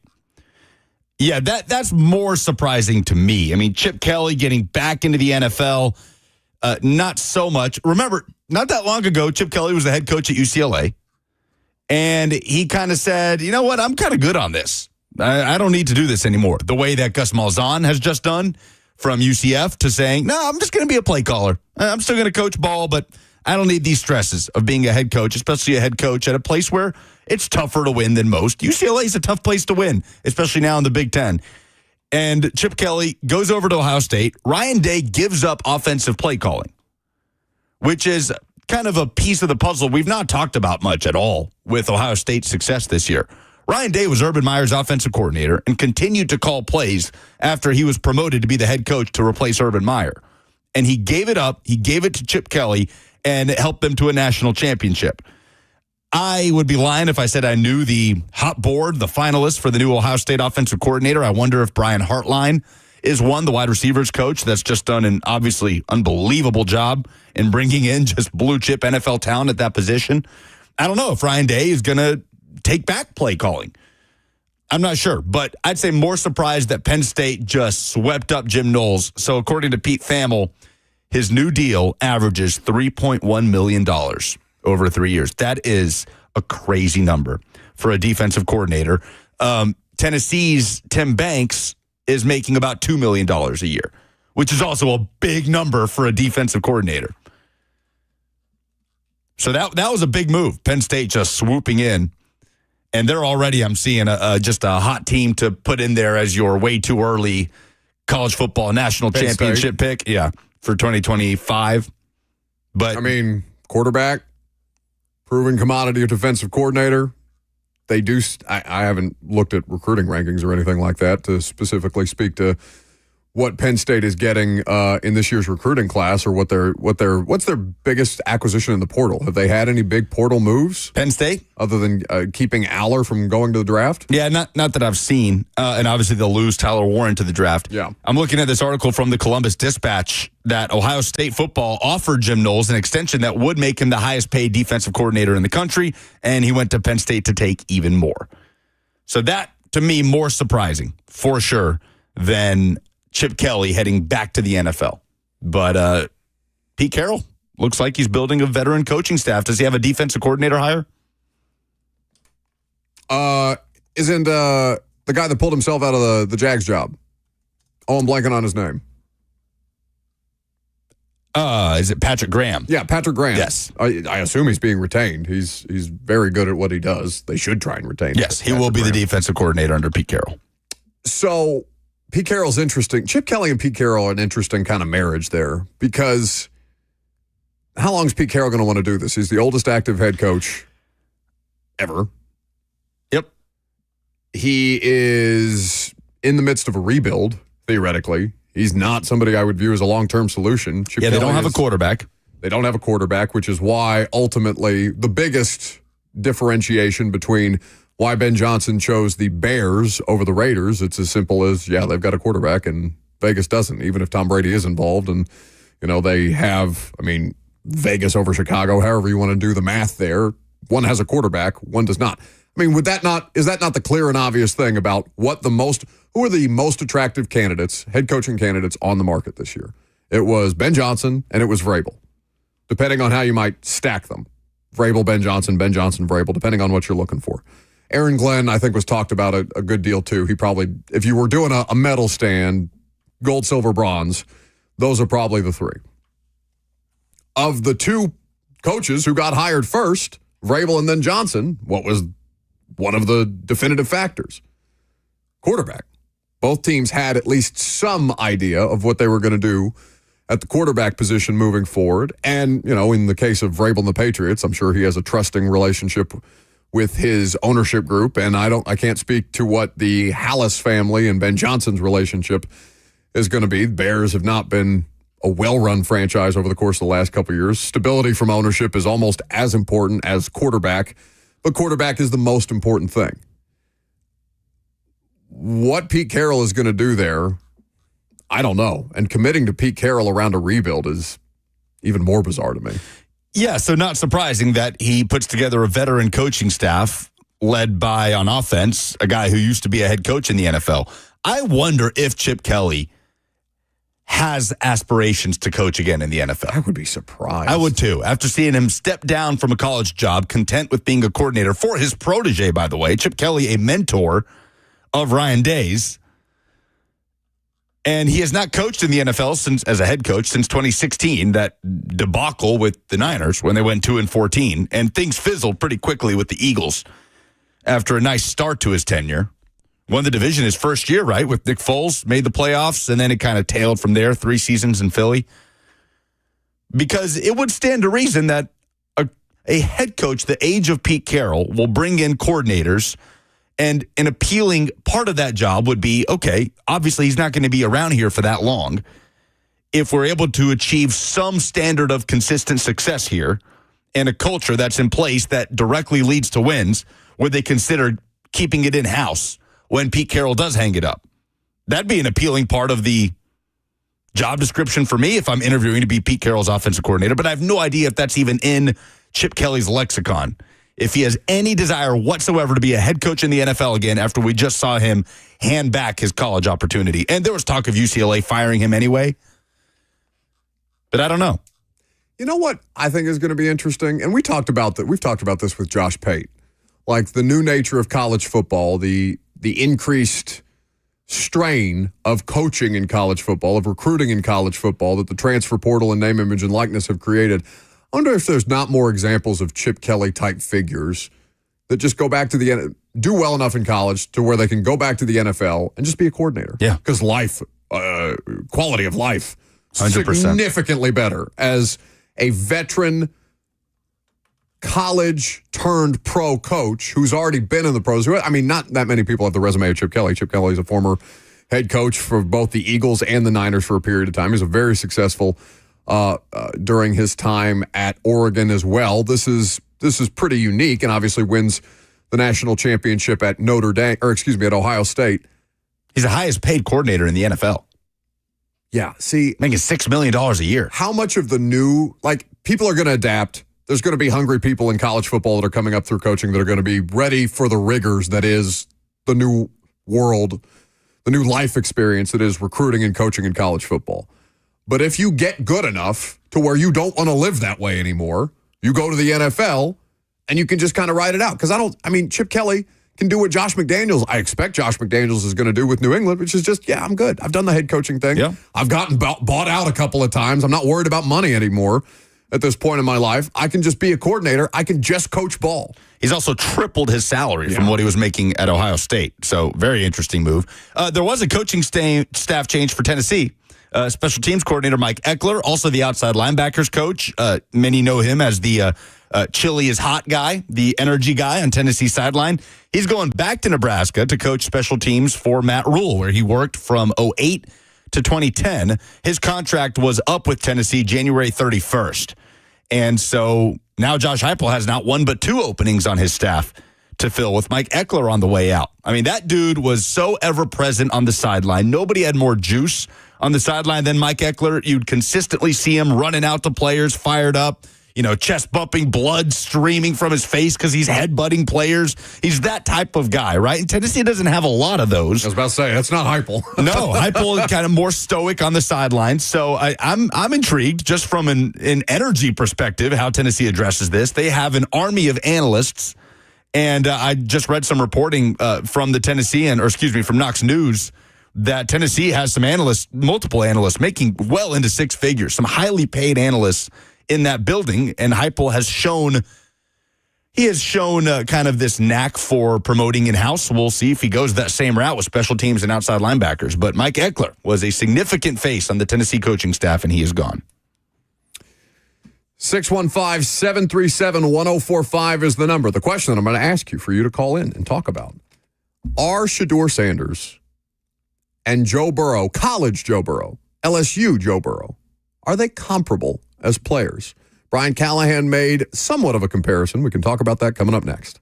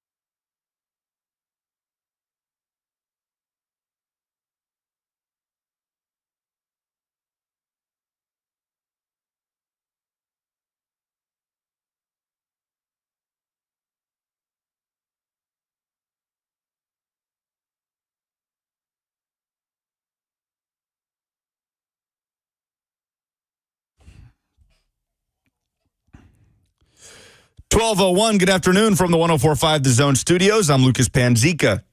Breaking news this morning in the NFL, Browns star defensive tackle Myles Garrett has requested a trade, saying in a statement, quote, "While I've loved calling this city my home, my desire to win and compete on the biggest stages won't allow me to be complacent. The goal was never to go from Cleveland to Canton. It has always been to compete for and win a Super Bowl. With that in mind, I have requested to be traded from the Cleveland Browns." At 29 years old, Garrett is coming off a 14-sack season. He is a finalist for AP Defensive Player of the Year, an award that he won in the 2023 season. The Browns reportedly have no plans to trade Garrett or entertain offers at this time. There was a blockbuster trade in the NBA over the weekend. The Dallas Mavericks sending Luka Doncic to the LA Lakers in a trade that included Maxi Kleber and Markieff Morris. In exchange, the Mavs received Anthony Davis, Max Christie, and a 2029 first-rounder. There's been a change on Josh Heupel's coaching staff at Tennessee. Special teams coordinator and outside linebackers coach Mike Eckler leaving to return to Nebraska to coach special teams. Eckler's contract with Tennessee was up January 31st. Also, the AP poll coming out today. Tennessee basketball, after a win over number 5 Florida on Saturday, back up to the number 4 spot in the ranking. For all your foundation repairs and waterproofing needs, visit USSTN.com. Breaking news at once on your home for the Titans and Vols. This is 104.5 The Zone.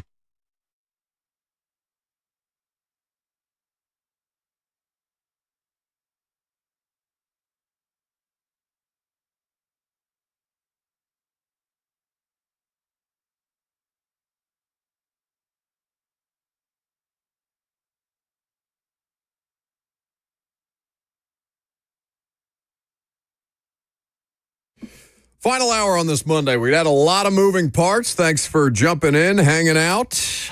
We are happy that the Super Bowl is right around the corner, but we have not had much occasion so far today to start Super Bowl week to talk about said Super Bowl. Now, if you want Super Bowl coverage, we'll do that too this week. But 3HL is going to be in New Orleans starting when? Their first show is Wednesday or Tuesday? Joseph Bonanno. Excellent work by the room. When is 3HL's Wednesday? Wednesday. So they will be down there in New Orleans at Radio Row. They'll have a bunch of special guests February 5th, which is Wednesday, through the 7th. Radio Row coverage brought to you by Low T Center and Rude, who is proud to partner locally with MJ Frick. For more info or to listen on demand, visit 1045thezone.com. So we'll do some Super Bowl stuff throughout the course of the week, and 3HL will be on site getting it done. In the meantime, though, we'll talk about the local team who has Super Bowl dreams. Maybe not aspirations just yet. Aspirations would incline or would indicate that they're closer to being able to compete for a Super Bowl. Right now, they're just trying to get back to 500 or better. Hell, 7 wins would be an improvement upon this last year for the Tennessee Titans. And a part of that is getting the quarterback thing right. Now, they've talked at great length. Mike Borgonzi and Brian Callahan, Chad Brinker, and all the necessary parties involved have talked about turning over every stone to try and find the most viable solution at quarterback for this franchise moving forward. That does not guarantee that they'll find that solution this year, but that they are trying to do that first, that they have to have a quarterback plan first and foremost before they can figure out how best to continue to build this roster. So a lot of the conversation is going to be had. A lot of the early conversation has been about which one? It's been about Shedeur, right? Because that's the only one that Brian Callahan's met with. It's been the only quarterback of the top 2 quarterbacks between the two of them, Shedeur Sanders and Cam Ward. Yeah, Ward has not worked out in front of teams. He's not met with any teams. Nope. Everything about the discussion around Cam Ward right now, at least from these teams' perspectives, is from tape. UW wants to know why we aren't at Radio Row. Time to step your game up. I did it once in Los Angeles, and it was a terrible experience. He's lying, UW. He wanted to go. They didn't want him to. In New Orleans? Yeah. Well, they said, sorry, Buck. We can't have you there. I'm pretty sure after the last one, nobody was interested in sending me back to Radio Row, where Kirby kept setting down a bunch of blue hair, gold jacket people that I had no idea who they were in front of me, and just be like, yeah, let's not do this ever again. Yeah. Jerry Rice sits down. Buck's like, who is this person? Jerry Rice was not on Radio Row in L.A. at 8 a.m. I know nothing about this person, Kirby. Get this man out of my face. I think it was it Darren Woodson that Kirby sat in front of me? It was like the guy from ESPN, and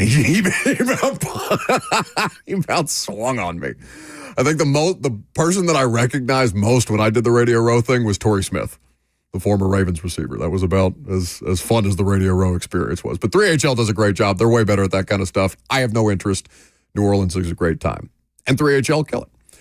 So with everything that's going on for the Titans, Shedeur Sanders has been talked about most because that's the only one of the top two that Brian Callahan has talked about. Met with him at Shrine Bowl. Talked with him informally. Apparently, they just ran into each other at the hallway, according to Jimmy Wyatt, who talked to Callahan down in Dallas at the Shrine Bowl.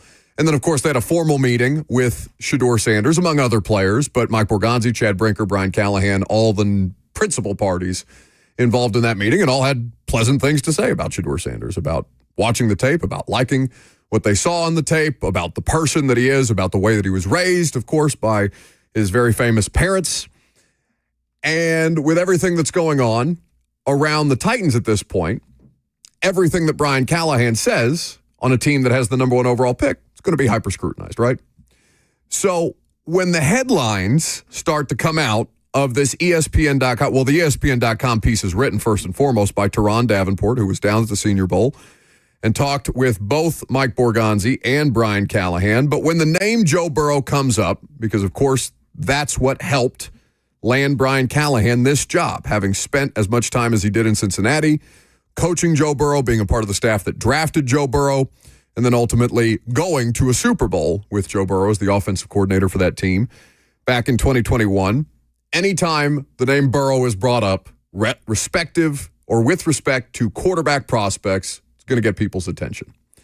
This is the quote from Brian Callahan on ESPN.com. People had questions about Joe Burrow's arm strength in general coming out. One of the things that makes Joe so unique, and I think you can probably put Shedeur in this same conversation, they anticipate when they throw it. They have the timing and accuracy on top of it that makes up for the arm strength. Those things are how you make up for maybe not having the biggest arm. If you're throwing on time and putting a ball when and where you're supposed to go, you're not going to have too many problems. So it's a very, surface level comparison, specific to what we know Shedeur's greatest strengths as a prospect to be. And Will Levis's weakness. Yeah, absolutely. He's got the arm. So with everything that you have on Shedeur Sanders, let's talk about Joe Burrow, the LSU quarterback, and Shedeur Sanders, the Colorado quarterback, not Joe Burrow, fire-breathing dragon, NFL quarterback, future MVP of the league at some point, I'm sure, in his career. He's an excellent, excellent pro player. But before that, he was a number one overall pick who won a national championship and didn't have necessarily the cleanest route to becoming both of those things, but he developed and improved over the course of time that saw him transfer from Ohio State to LSU, go through some growing pains at LSU, still win 10 games as the Tigers quarterback in his first starting season there, and then go on to have an undefeated season and put together one of the best college seasons that we've ever seen from that position. Yeah, to look at his numbers from that season, it's crazy. It's still stunning. I mean, 5,671 yards, 60 touchdowns to 6 interceptions. He threw 5 picks in that 2018 season and only 16 touchdowns at LSU. He went from 16 touchdowns to 60 and only 5 interceptions to 6. Incredible. I still think it is the most incredible single season we have ever seen by a quarterback at the college football level. All that to say that for the comparison between those two, let's just take a look at some counting stats, and they're not the best metrics to measure how good or how bad a quarterback is at one specific thing, but it's the easiest comparison that we have. So Joe Burrow, in 2 years at LSU, had 28 games, completed 68.5% of his passes, threw for 8,565 yards, 76 touchdowns, and 11 interceptions. Really, really good. Shedeur, in 2 years at Colorado. Now, obviously, that does not include mention of Joe Burrow making a bowl appearance and then also going on to win the national championship in the middle of those games. In 2 years at Colorado, Sanders played 24 games, completed 71.8% of his passes, threw for less yards, 7,364, less touchdowns, 64, and more interceptions, 13 during that time. 10 in this past season. Right. He had 10 more touchdown passes, though, from junior season to senior season at Colorado. He threw 27 touchdown passes on a team that won 4 games for Colorado in their first year there, in Deion's first year there, then went on to throw 37 touchdowns, 10 interceptions in his second season. They obviously improved by 5 wins year over year. They went from a 4-win team to a 9-win team. They made a bowl appearance. They lost to BYU in the bowl. Joe Burrow and Shedeur Sanders' resumes are not comparable. One is a national championship winning quarterback, the driving force behind that national championship run that they went on, and Shedeur is playing at a much different level of football, not in the SEC, not with that kind of conference schedule, and not, achieving at the highest levels, not making the college football playoff, though there was a time where they could have had a case to make the college football playoff. They knocked themselves out of it down the stretch, and then they went on to put together a less than ideal bowl performance, and Shedeur specifically to kind of underwhelm in that game where BYU, the defense, basically had its way with Shedeur Sanders. Yeah, we understand how different their trajectories are, how different of prospects they are. I mean, not many players are even in Burrow's stratosphere in terms of what they accomplished in one single season. But this is just something they have in common, a strength that they have in common. It's a comparison of the skill sets, not of the players. Shedeur Sanders completed 74% of his passes in the 2024 season. 3 quarterbacks drafted in the first round of the last 5 drafts had a completion percentage of 74% or better in their last year of college football. Can you name them? No, go ahead. They are Joe Burrow, who completed 76.3% of his passes in that season at LSU. They are Mac Jones, who completed over 77% of his passes in that national championship winning season at Alabama. It's crazy to think that you could make the argument that Mac Jones had a better last season than Joe Burrow did. I mean, yeah, he broke. Mac Jones came in there and broke a bunch of Tua's program records that Tua had just set. Yeah. And Mac Jones had, Devontae Smith and just a crazy receiving core, a lot like Joe Burrow did with, you poll 10 people on the street who are the best 2 receivers in the NFL. I bet you at least 6 of them say Jamar Chase, Justin Jefferson. First names out of their mouth, right? But what if you asked best guards in the NFL? Bet you they wouldn't be able to come up with anything. Anyway. They probably would. Bo Nix completed 77.4% of his passes at Oregon in 2023, which is insane. He attempted 470 passes in that season, completed over 77% of them. How many touchdown passes? Yeah, he had some outrageous number of touchdown passes. Yeah, his numbers were crazy that last year at Oregon. But all that to say, Shedeur Sanders, the 4th quarterback who we expect to be drafted in the first round, the 4th quarterback in the last 5 years, first-round quarterback to have a completion percentage of 74% or better in his last year of college. Because now I see the chat, and, we can always rely on the chat for nuance and engaging level of discourse, respectfully. They're saying, well, what if you put Shedeur Sanders on that LSU offense instead of Joe Burrow? Wouldn't he have done the same thing? Easy to say. Well, You can't because those hypotheticals don't exist. And while, yes, Joe Burrow had Jamar Chase and Justin Jefferson, Shedeur Sanders had a player that none of us have ever seen in the sport of college football. There has never been a Travis Hunter. There's only one of those that's ever run around in the space of college football that did the things specifically that Travis Hunter just did. So while maybe it's not 2 of them out there, it's one generational college football player. If you wanted to play the hypothetical game, it's just as easy to reverse those 2. Shedeur Sanders is not as good as Joe Burrow was. That doesn't mean that the skills that we're talking about can't still translate at the NFL level. He doesn't have to be Joe Burrow to be success, right? Joe Burrow is a unique kind of player who happens to have been the number 1 overall pick in a quarterback class that who else was in that draft class after Burrow? Oh, that was in the 2020 draft? That's the COVID draft, Yeah, right? No, that's Justin Herbert, Tua. Okay. Jordan Love. There's not 4 quarterbacks in this draft class like that. There's not 2 quarterbacks in this draft class like that. Cam Ward and Shedeur are not the kind of prospects that I mean, you could make the argument Jordan Love. Jordan Love is kind of the ballpark that we're talking about because I don't think a lot of people could have projected Jordan Love being as good as he ended up being, nor could they have projected him to go to the Green Bay Packers and got the developmental time that he needed to be able to succeed. But it's a much different conversation around these two guys. And Callahan has said that as well. He has said early on at this point in Cincinnati, we knew we were taking Joe Burrow. Yeah. That's not the discussion here. There's a million different avenues. Differentiation. Absolutely. 615-737-1045 is how you join the conversation. I've got a bunch of Super Bowl headlines. It's happening on Sunday, the last pro football game of the football calendar year. What are the biggest talking points heading into Super Bowl 59? We'll talk about them next.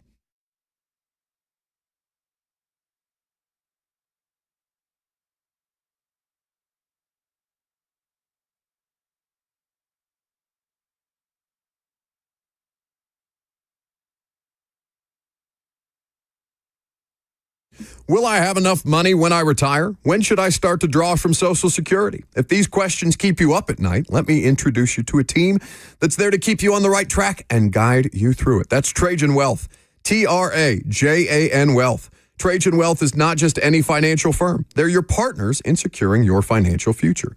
They're more than just a fiduciary firm. They're a family-owned, veteran-led team that puts your needs first. Let their decades of experience specializing in retirement planning and wealth management work for you. Trajan Wealth offers free consultations to help you develop your plan and your peace of mind. So call them today at 615-270-5000. That's 615-270-5000, or visit them online at TrajanWealth.com. Advisory services offered through Trajan Wealth, LLC, an SEC-registered investment advisor. This is a paid advertisement.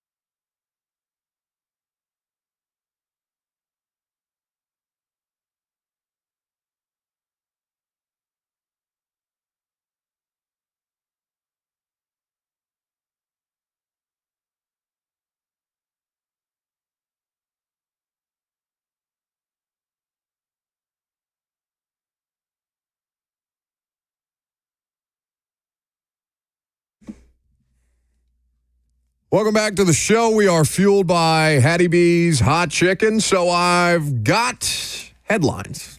Now, not the way that we typically do the headlines, because there will be more headlines likely by the time we get out. This Super Bowl week is funny this way, because I feel like we always mentally, at least on our side of things, we mentally prepare ourselves to talk for an entire week about one game. Most often. But very rarely do we spend the entire week talking about one game, because this is a huge news week. There'll be the circus that is Super Bowl media night tonight, where they have them all out on the floor of the convention center, and you've got people dressed up in clown suits asking Andy Reid how many cheeseburgers he's sitting in a single sitting, and that kind of constitutes the media night. Then you'll get more into the practice week and things like that. But on the whole, like, it's an NFL convention, so anytime a great number of NFL people are located in any one area, news tends to come up. I also wonder how much the average fan of an NFL team that is not in the Super Bowl is just checked out until the game. Everybody's going to watch the game. But I don't know that people are reading like preview pieces and keys. For most people, the NFL season is over. Yeah. And the Super Bowl is going to happen on Sunday, and you're going to watch it with friends and watch the commercials and, bring wings and dips and all of these things. But I think for most people, the NFL season is pretty much over. I mean, hell, our NFL season has been over for a month at this point in time. So no new stuff there. But things like Myles Garrett requesting a trade this morning, those type of things will pop up all week long. Maybe not to that extent. That's a pretty significant news item, and whether or not he gets traded remains to be seen. But it'll distract from the actual game. So just specific to the game, I got 7 headlines here that if I was covering the game this week, that I would be most interested in. Like if I was actually at the Super Bowl covering one of the teams, the Chiefs or the Eagles, this is the way that I would look at it. So I want you to tell me which of these is most interesting to you if I'm just talking about the game. This is the 11th time that New Orleans has hosted a Super Bowl. New Orleans obviously dealing with the tragedy of New Year's Eve.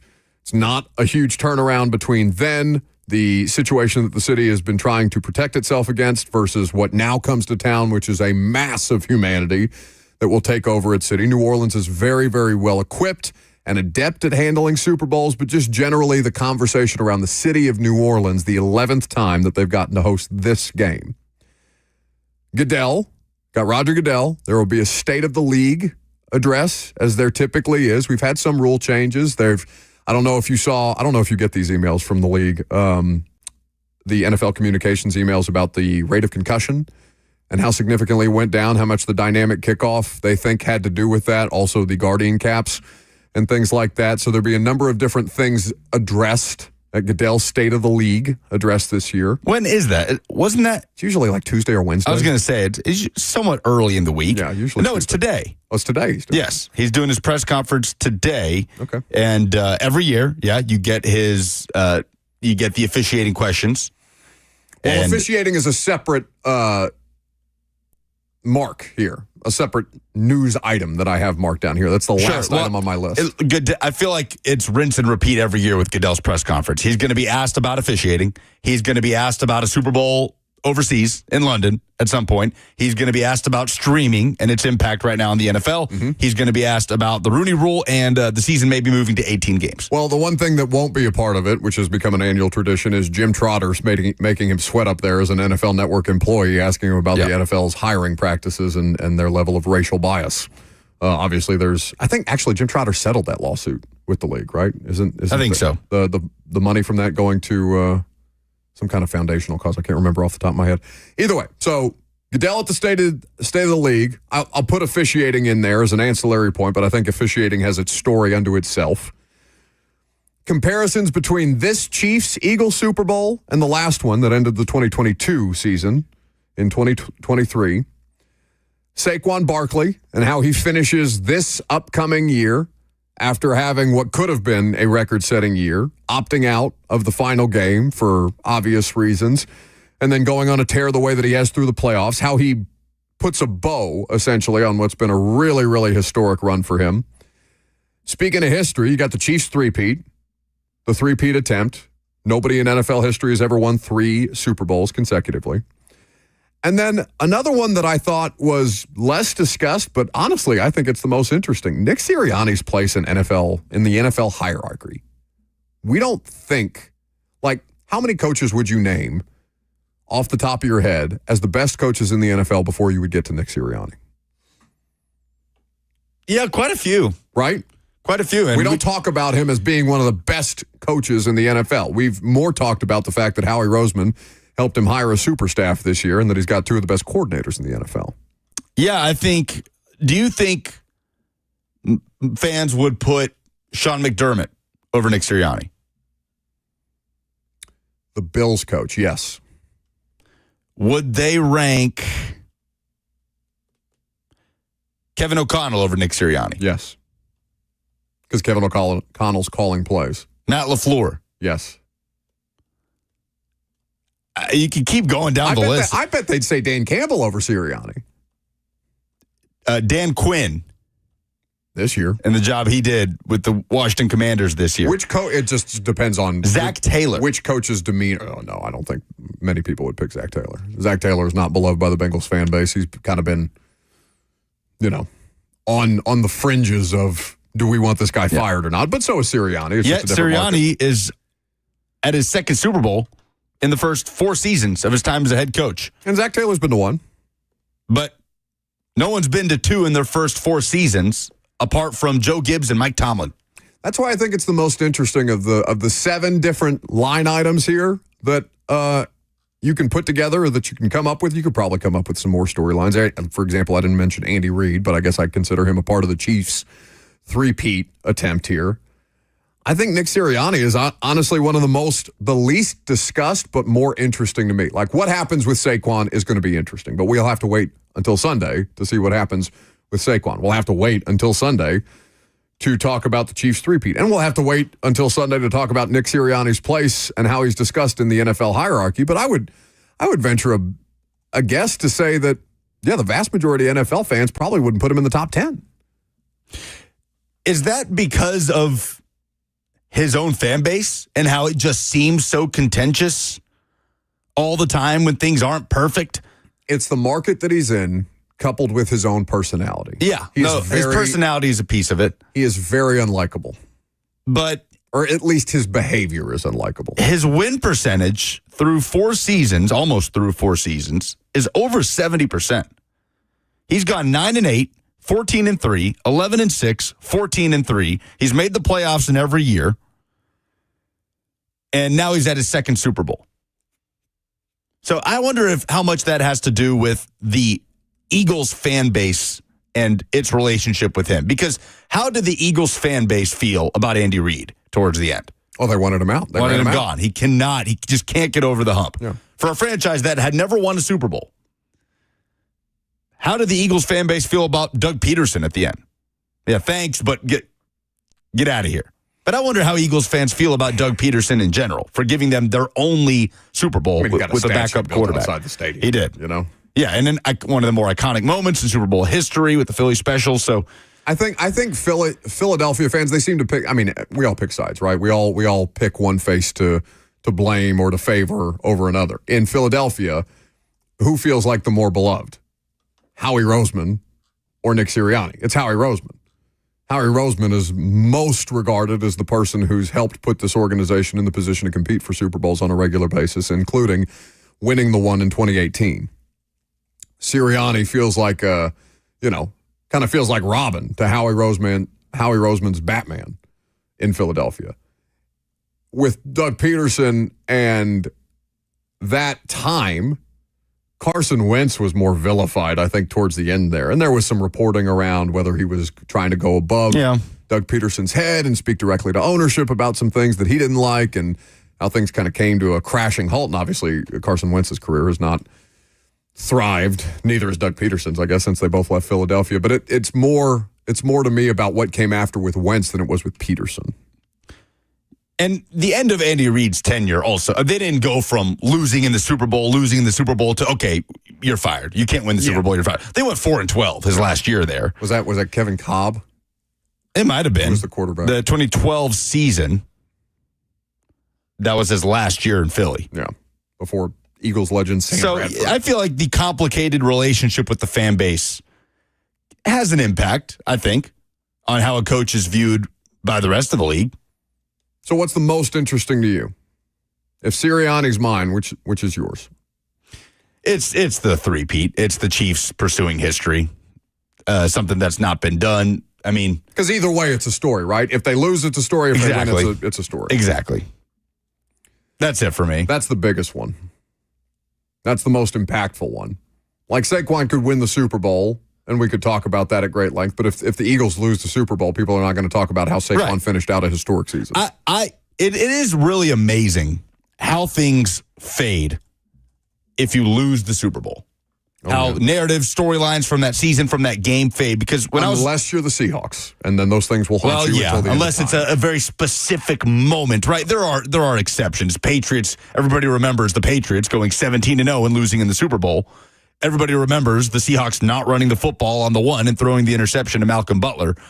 But when I was on with Blaine last week, he brought up how good Jalen Hurts was in that Super Bowl 2 years ago. It was excellent. And I had completely forgotten about it. So I pulled up his stat line. 27 of 38, 304 yards, 1 touchdown, no turnovers, 15 carries for 70 rush yards, and 3 rushing touchdowns. He was phenomenal in that game. And they came up short, 38-35. I completely forgot about that performance. Completely forgot about it. All I remember is that deep ball touchdown to A.J. Brown. So what ends up kind of dominating Super Bowl week remains to be seen. But those are kind of the biggest headlines as I see them right now heading into this week. Now, obviously, the Myles Garrett thing has come up. That news, if you missed it earlier today, Myles Garrett has requested a trade from the Cleveland Browns. He does not have a no-trade clause, though he would be able to help dictate some of his terms, given that he will have to sign an extension wherever he is traded. He has no more guaranteed money left on his deal. Cleveland is currently taking the position that they are not interested in even entertaining offers for the former NFL Defensive Player of the Year. Do Chiefs players and coaches at this point just recognize all the auxiliary media people that just go to the Super Bowl every year and don't cover the Chiefs? At this point, Andy they're Reid, probably Jim Wyatt's at every Super Bowl. Exactly. Yes. Like I figure at this point, like Andy Reid knows who Jim Wyatt is because Jim's recognizable, right? He's got the visor and the Titans. And he got the fireball, and you just usually get so used I think he wears to it. The Dodgers one more than he wears the Titans. Yeah, that's true. But I imagine as a media member, you know the drill. You're like, all right, that's where Kelsey's going to be. We're going to go ask him about Taylor Swift, and then we're going to go over here. So I've done 2 Super Bowls, but I've never actually done the Monday Super Bowl media night, which is the circus event.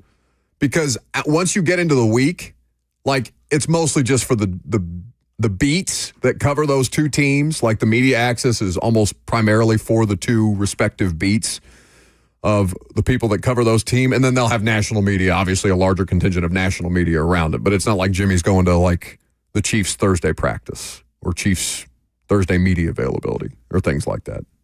Jim's mostly. You think Will Levis playing in the celebrity poker tournament at the Super Bowl this year? I'm probably sitting that one out. Yeah, probably. I wonder if Derrick Henry is going to be around any of this. Because he's usually pushing Old Spice at the Super Bowl. Like, he usually makes an appearance, and there's good money in it, so it obviously makes a lot of sense. But I don't know. I wonder. I've been thinking about that, like how Derrick Henry feels about not making it to this year's Super Bowl, given that this was his best chance. Yeah, this would have been his best shot. 31 years old. Mm-hmm. With his quarterback having an MVP caliber season. And he's, he could go back to Baltimore and recreate a lot of that magic, but I don't know, man. Like that would eat at that kind of a person, that kind of a competitor. I'd just be curious to know if he's around at all this week. I'm sure the paycheck from Old Spice is good enough to, make him dry his tears and there's worse places to hang out than New Orleans. Continue to move on. New Orleans is awesome. New Orleans is not only is it an excellent food city, it's an excellent Super Bowl city, it's an excellent entertainment city. And God knows 3HL going to be eating and drinking their way through Radio Row throughout the course of this week in New Orleans, which will be a great time had by all. So, with all of that, are we going to do Super Bowl picks today, or are we going to wait until Friday? Because I'm out Wednesday and Thursday. Wait till Friday. Gather all the info. What are you going to do on Wednesday and Thursday? Figure it out. The hell are you going to talk about? What are you two going to do? I don't know. We'll be glad to be rid of you. I don't think that's true. Talk about how much fun we're having that you aren't here. He's gonna make it through the 10-20 segment, then look around for somebody to talk to about something else and have nothing. We're going to do NBA. Nothing but Taylor Swift. What kind of dress did Taylor Swift wear to the Grammys? Was it Chiefs red or was it not? Yeah, we're going to go coast to coast NBA trade deadline coverage. Trade deadline on Thursday. Trade deadline? Trade deadline.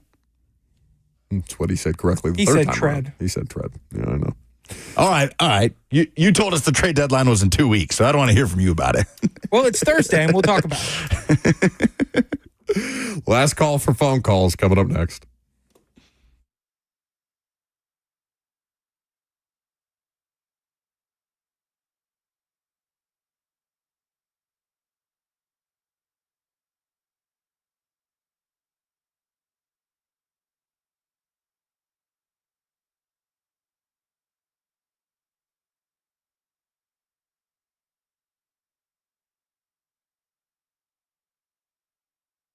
Men, do not go through irreversible surgery to treat ED before you have talked to the experts at the Tennessee Men's Clinic. They specialize in men's sexual health issues. It's all they do. It makes them the experts in the field. They have access to multiple protocols and options to treat ED based on your specific needs and what's going on in your body. So don't trust your health to an online pharmacy and don't feel like you're out of options.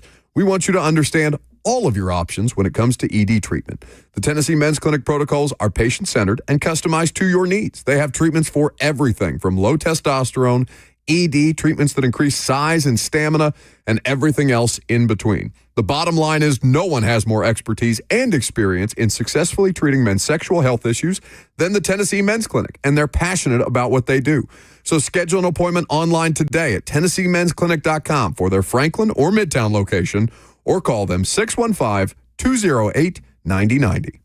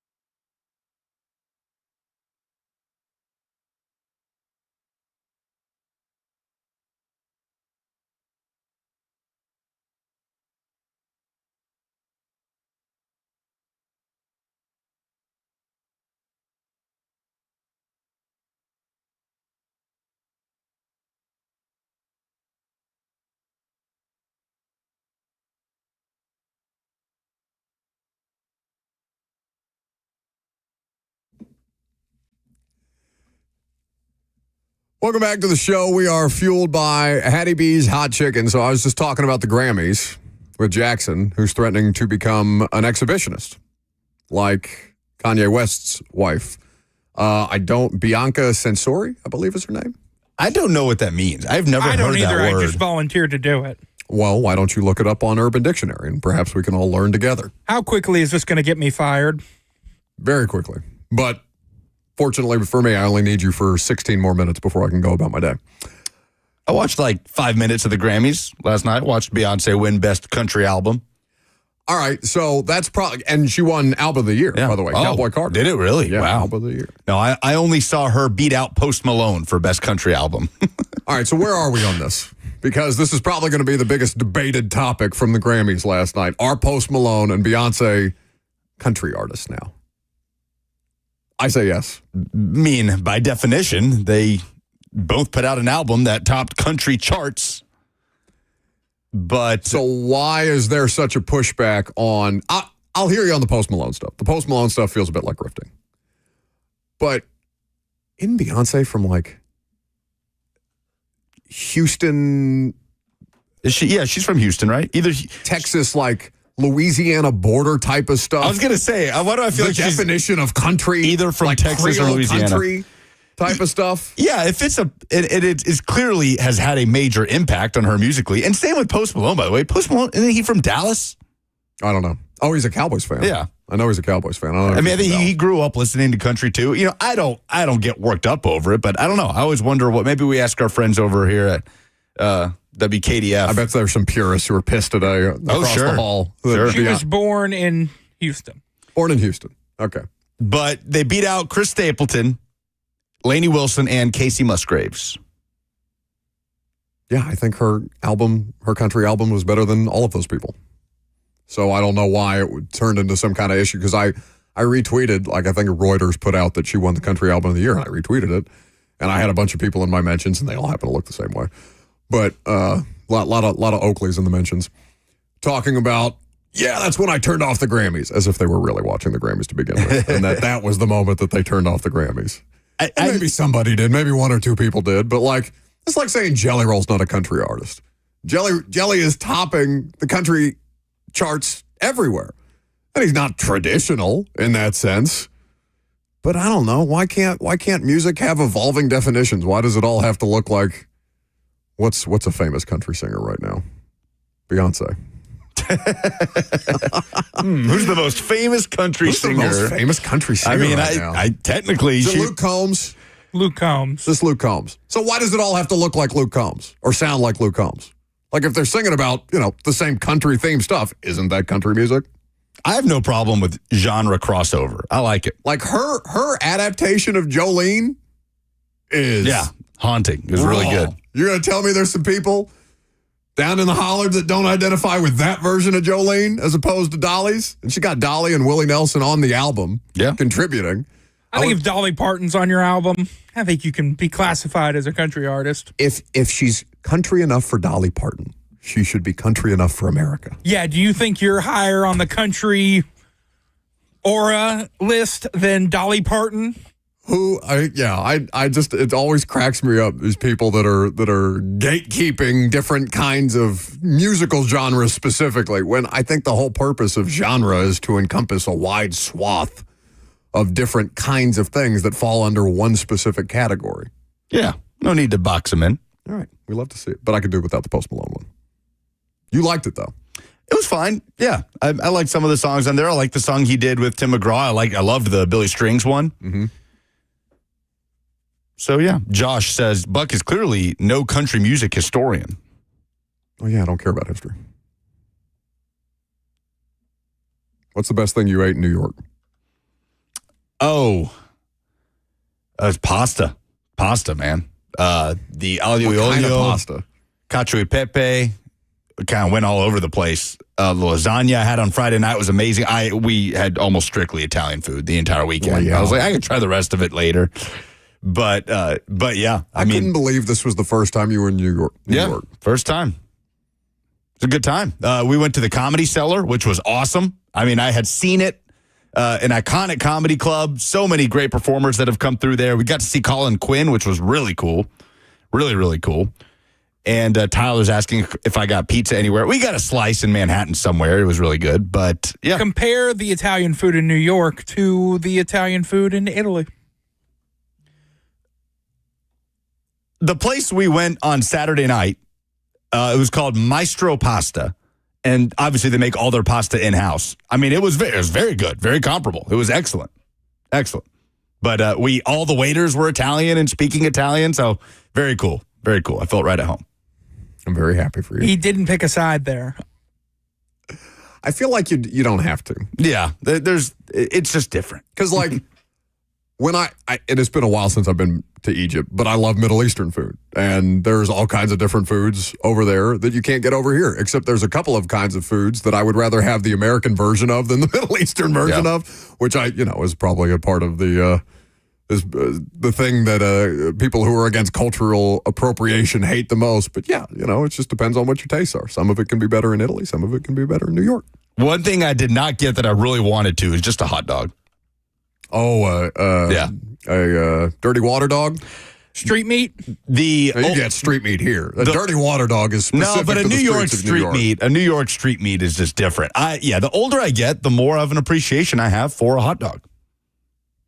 I don't know what it is. I would think that your body would not agree with that sentiment. I find myself craving a hot dog very often these days. I don't know if that's just a thing that happens when you start to get a little older. I don't know. I know. I think it's quite the opposite. I think people start to crave foods that less are like hot dogs. I want one right now. Well, that doesn't mean anything. That just means that the vending machine is out of hot fries. Polls, please.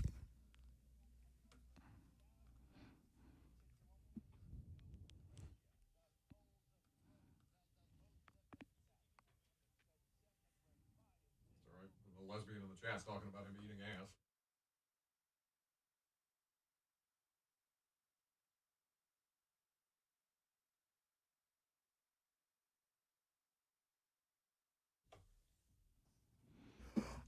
Quickly before we move on, somebody in the chat says, I love that you have to be a racist if you don't like the Beyonce country album. It just wasn't good. Well, no, one part doesn't have to mean the other. If you don't think that album was good, then you're just dumb.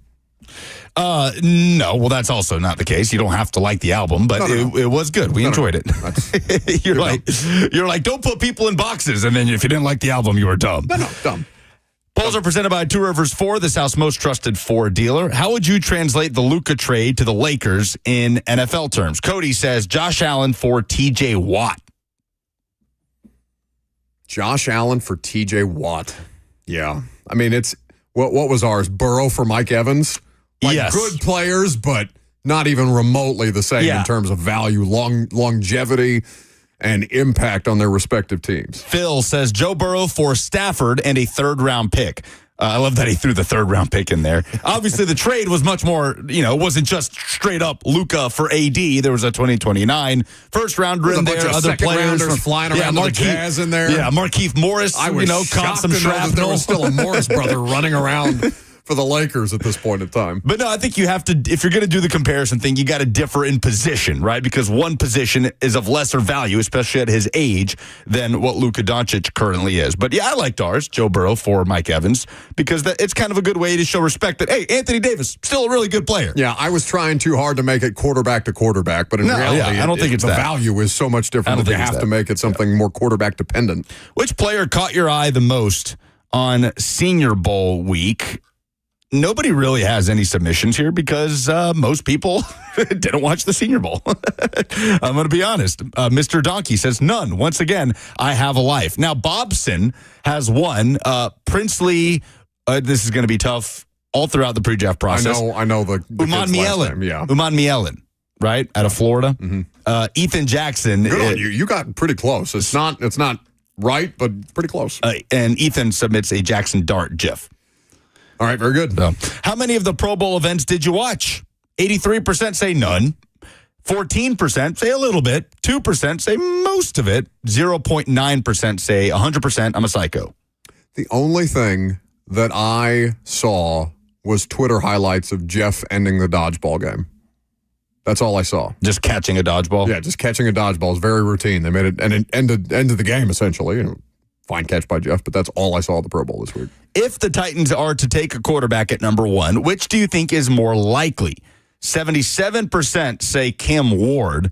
23% voted Shedeur Sanders. Not which one do you want, which do you think the Titans would be more likely to take, which is a very flawed question to ask on February 3rd. They haven't even been in the same room as But you Cam can Ward. always update it, right? Yes. But And as of right now, 77% say Ward. And I think the 77% are right. He's the better player. He's a better player. Better player. Those are the polls. All right, very good.